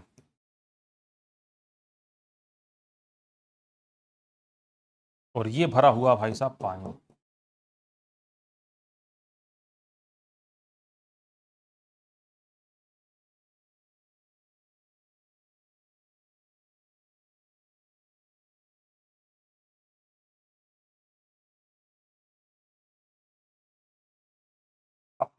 ये कहलाता दरअसल हाइड्रोपोनिक्स। हमने क्या किया, मिट्टी की जगह हमने पानी का यहां पर उपयोग किया। सर इसका उपयोग कहां पे कर सकते हैं, यहां पर इसका उपयोग हम कहीं भर भी कर सकते हैं। जैसे आप देखो शहरों में आजकल बहुत ज्यादा यूज होता है, अभी आप यूट्यूब पे जाकर देख रहे हैं हाइड्रोपोनिक्स से घर की छत पर फसल कैसे लगाएं, या घर की छत पर हम आजकल लोग लगा भी रहे हैं। अपने यहाँ हर जगह आपको देखने को मिलेगा, जो मेट्रो सिटी में लोग यहाँ पे क्या काम करते हैं, बैगन लगा लिए, टोमेटो टमाटर लगा लिए, उत्पादन बहुत अच्छा होता है। उसके 2-3 रीजन देखो, उसकी विशेषताएं। इस पानी में क्या डालेंगे सर, हम इस पानी में हम वो मिनरल्स डालेंगे जो उस पौधे को उगने के लिए जरूरी होंगे। मैंने बोला यहाँ पे नाइट्रोजन जरूरी है, कैल्शियम आप इसमें दे दो, बोरॉन आप इसमें आप दे दो, पोटेशियम आप यहाँ पर दे दो। तो उनका अपने एक बाल्टी में कल्चर बनाया, पानी में घोले वो खनिज और टंकी में डाल दिए। इससे क्या होगा, पानी में इसे घोलेंगे तो हर पौधे को क्या मिलने वाला, समान मात्रा में मिलने वाला है। जबकि मिट्टी में क्या होगा, किसी को ज्यादा मिलेगा, किसी को कम मिलेगा। तो यहां पे सबको समान मिलेगा। उत्पादन कैसा रहेगा, उत्पादन आपको अच्छा खासा यहां पर देखने को मिलेगा, पहला। दूसरा, खेती कहां पे कर रहे हो, खेत में कर रहे हैं, नहीं सर खेत में नहीं कर रहे हैं हम कर रहे हैं सर, हमारा जो घर जो है इलाहाबाद में घर है, बढ़िया ऊपर है, सबसे ऊपर वाले फ्लोर के ऊपर हमने हाइड्रोपोनिक्स लगाया है। तो जब आपने घर के ऊपर लगा, इसका मतलब खेत से आप दूर हो। जब खेत से आप दूर हो तो जाहिर सी बात है, खेत में जो इंसेक्ट जो है, कीड़े मकोड़े वो ज्यादा थे। एक खेत में थे, यहां से वहां चलेगा, वहां से आपने यहां दवा डाली, वो उस खेत में चले गए। दवा का असर कम हुआ, वो आपके खेत में फिर आ गए। आपका यहां पर जो होगा हाइड्रोपोनिक्स में, आपकी यहां पर कीड़े मकोड़े आपको देखने को नहीं मिलेंगे, क्योंकि हम तो कहां लगा रहे हैं, वैसे हम तो बीज सिटी में लगा रहे हैं, बीज सिटी में हम लगा रहे हैं। हाँ, मनी प्लांट आप समझ सकते हो, उस जैसा आप समझ सकते हो। हाँ, कोकुम्बर भी देखना पड़ेगा, कुछ ही पौधे यहां पर हो पाते हैं जिनको पानी की अच्छी खासी आवश्यकता होती है। दूसरा, तो हमने बोला भाई साहब यहां पर कीड़े मकोड़ों से भी क्या मिल गया, निजात मिल गया। तीसरा, जितना मैं पौधे में मिनरल्स यहां पे दे रहा हूं, दूसरे ये जो बोलने चाहिए कि वीड जो है, खरपतवार जो है, यहां पर बिल्कुल भी नहीं उग रहे हैं। सर खरपतवार नहीं उग रहे हैं? जी हाँ, देखो आप, क्यों? क्योंकि केवल उग क्या रहा, आपका पौधा उग रहा, खरपतवार से आप बच गए। चौथा, जब कभी भी आपको खेत में खाद डालनी थी, या तो आप खुद खाद डाल रहे थे, या एक आदमी को आप हायर कर रहे थे कि भाई देख ये लो यूरिया पूरे खेत में फेंकना है, मैं यहां पे बैठा हूं मेड़ पे, तुम यूरिया फेंको जब तक। यहां पर ऐसा कुछ भी नहीं है, आपको उसमें यूरिया देना था, आपने आधा किलोग्राम या 1 किलोग्राम यूरिया लिया, बाल्टी में उसको पानी में आपने घोला, बाल्टी को टैंक में डाल दिया, सभी को क्या मिल जाएगा, सभी को क्या मिल जाएगा, यहां पर यूरिया मिल जाएगा। तो इसका मतलब आपका जो मैनुअल खर्च जो लग रहा था वो क्या हो गया, वो आपका बच गया। उत्पादन हो रहा सिटी के बीच में। अच्छा, अगला, गांव में आप टमाटर लगाते, मान लो खेत में टमाटर लगाते, बेचने के लिए शहर आना पड़ता, तो ट्रांसपोर्टेशन का खर्च लगता। अब तो हम सिटी के बीच में बैठे हैं, लो इलाहाबाद जैसे हम सिटी के बीच में बैठे हैं, और वहां पे हम क्या कर रहे हैं, हम वहां पे टमाटर लगा रहे हैं। तो हमें मंडी जाना, मान लो उत्पादन में ज्यादा कर रहा हूं, मेरा घर की क्षमता है मान लो 1 किलो की, उत्पादन हो गया 10 किलो, सर क्या करें, मैंने भरा फटाक से अपनी गाड़ी के पीछे रखा, मंडी में जाकर मैं बेच आया। मतलब जो शहर, गांव से शहर की जो दूरी थी, वो ट्रांसपोर्टेशन का जो खर्चा जो था, वो मेरा यहां पर क्या हो गया, वो मेरा खर्च यहां पर बच गया। इसे ही कहा जाता है क्या, हाइड्रोपोनिक्स कहा जाता है। उसके ढेर सारे फायदे आपको देखने को मिलेंगे। अब आपको ये दिखाई दे रहा है, यदि आप यूट्यूब के ऊपर देखोगे तो बहुत शानदार तरीके से वो लोग करते हैं यूट्यूब, उसमें आपने देखा हो, तो उसमें वो क्या काम करते हैं, करीब 6 इंच का या 8 इंच का पाइप ले लिया, पाइप को यहां से बंद कर दिया, पाइप को यहां से बंद कर दिया, और ऊपर होल कर लिए। आजकल बने बनाए भी मिलते हैं हाइड्रोपोनिक्स वाले, ये पूरे सिस्टम, ये काम वही कर सकता है जिसको गार्डनिंग में रुचि है, जिसको पेड़ पौधों से प्रेम है, वही काम कर सकता है। क्यों? तो थोड़ा मेंटेन भी करना पड़ता है, घर के ऊपर आपको थोड़ी जाली भी लगा के रखनी पड़ेगी, तेज धूप ना मिले पौधों को। कोई कुछ ऐसे पौधे होते हैं वो ज्यादा धूप में क्या हो जाते हैं, खत्म हो जाते हैं। तो ये काम वही कर सकता है जिसको थोड़ी क्या है, गार्डनिंग में रुचि है, जो ऑर्गेनिक चीजें खाना पसंद करता है, घर की निकली हुई सब्जियां या फल खाना पसंद करता है, तो वो बिल्कुल यहां पर कर सकता है। तो ये कहलाता हाइड्रोपोनिक्स कहलाता है। तो हमने बोला कि खेती में कैसा यूज करें, तो हमने बोला हाइड्रोपोनिक्स में जो बनने वाली टंकियां हैं, ये काफी हल्की बने तो उठाना ले जाना आसान हो, तो हमने बोला नैनो पार्टिकल या सीएनटी की ये बन सकती हैं, क्या काफी मजबूत बनेंगी, टिकाऊ भी बनेंगी। इस तरीके से हम यहां पर यूज कर सकते हैं। बात समझ में आ रही है? हाँ जी।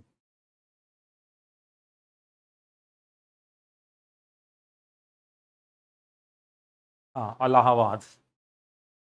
मेरा नाम इसलिए, तुम लोग यूपी में बैठे हो, मैं बैठा हूं कहां पर, मैं बैठा हूं एमपी में, इंदौर में, इसलिए मैंने नाम लिया। चलो,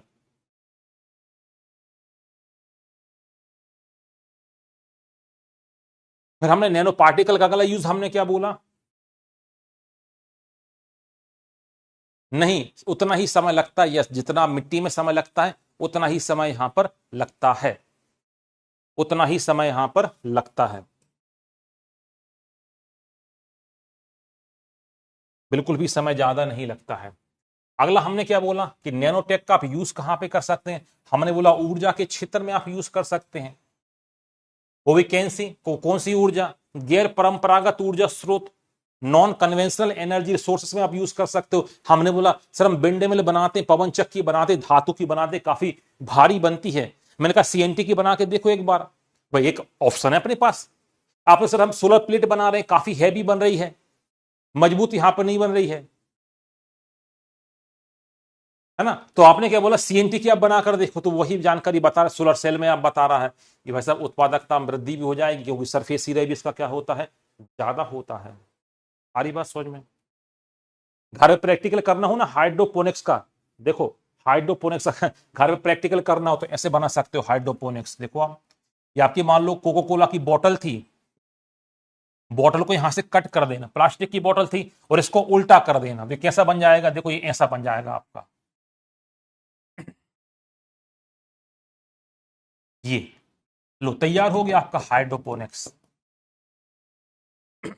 बॉटल आपकी थी प्लास्टिक की, आपने कट करके उसको उल्टा कर दिया, यहां पर किसी पौधे को ले जाके आप फंसा देना, नीचे रहेंगी उसमें क्या जड़ें रहेंगी, ये देखो आप, इसको आप प्रैक्टिकल कर सकते हो।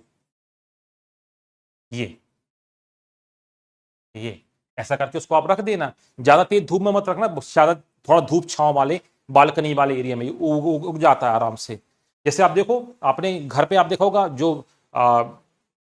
धनिया पत्ती जो होती है ना, कोरिएंडर लीफ जो होती है, धनिया पत्ती को आप बाजार से आप खरीद कर लेकर आते हो, ये देखो ये आप धनिया पत्ती को लेकर आए तो जड़ सहित देते हैं वो, ताकि वजन ज्यादा हो, तौल के बिकेगी। ये धनिया पत्ती थी तो आपने क्या काम किया, धनिया पत्ती को उपयोग कर लिया, चलो धनिया पत्ती को आपने ऊपर से काट दिया, अब इसको आप क्या करते हो, इसको आप फेंक देते हो, इसको आप फेंक दे, तो अब एक काम करना, इसको पूरा पकड़ना, तो इसकी जड़ों को यहां पर नीचे लटका देना, इसमें इसकी जड़ों को यहां पर नीचे लटका देना, थोड़ा होल्ड करके उसको फंसा देना। एक हफ्ते बाद देखना आपको नई धनिया इसी में मिल जाएगी, आपको नई धनिया इसी में आपको मिल जाएगी, घर पे करके आप देखना नई धनिया इसी में हो जाती है। मतलब धनिया पत्ती को आपने ऊपर से कट कर दिया, उपयोग कर लिया, इसको तो आप फेंकते भाई, गाय खाती इसको, तो इस जड़ को इसमें लटका देना, पानी इसमें भर देना हल्का सा, और यहां पे ऊपर इसको रख देना, एक हफ्ते बाद इसमें फिर से ये इसमें अंकुरण यहां पर हो जाएगा।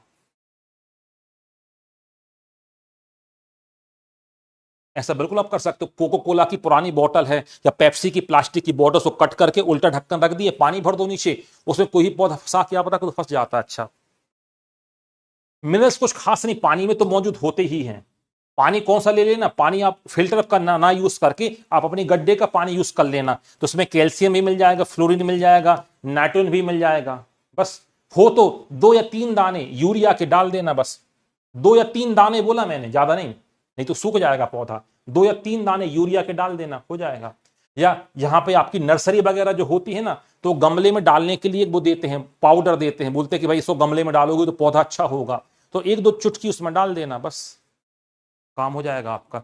एक हफ्ते के बाद उसमें नई पत्तियां आना शुरू हो जाती हैं, 2 हफ्ते के भीतर ये फिर से जैसा आप खरीद कर लाए थे फिर हो जाएगा, ज्यों कहते हो। मिट्टी बिल्कुल भी नहीं डालनी है, मिट्टी बिना मिट्टी की तो ये तो हाइड्रोपोनिक्स कहलाता है। हाँ जी।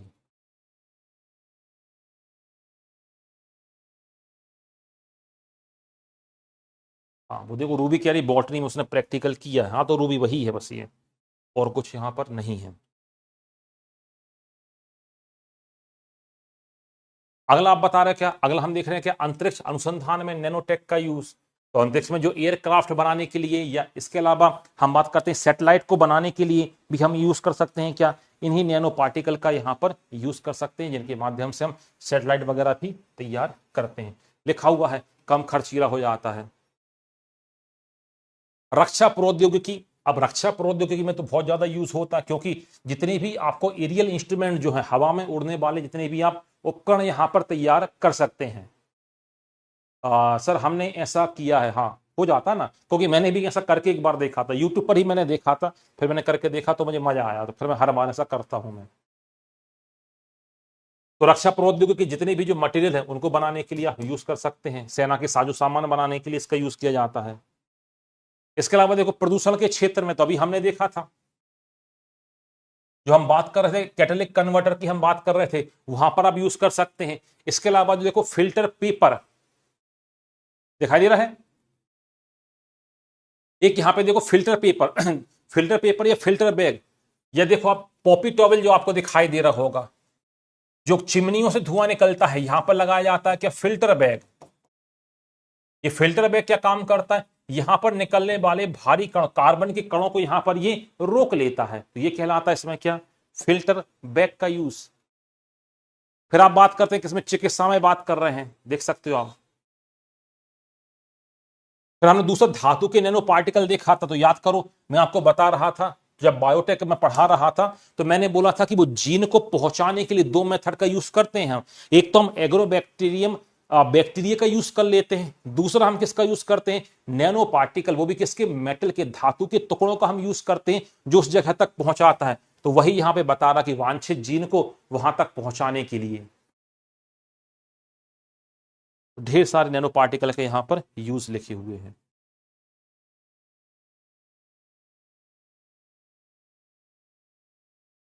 फिर दवाओं में बता रहा कि दवाओं में हाई यूज करेंगे तो ड्रग कैसी बिल्कुल टारगेट जगह पर ही यहां पर पहुंचेगी, कोशिकाओं में अंदर तक पहुंचाने के लिए।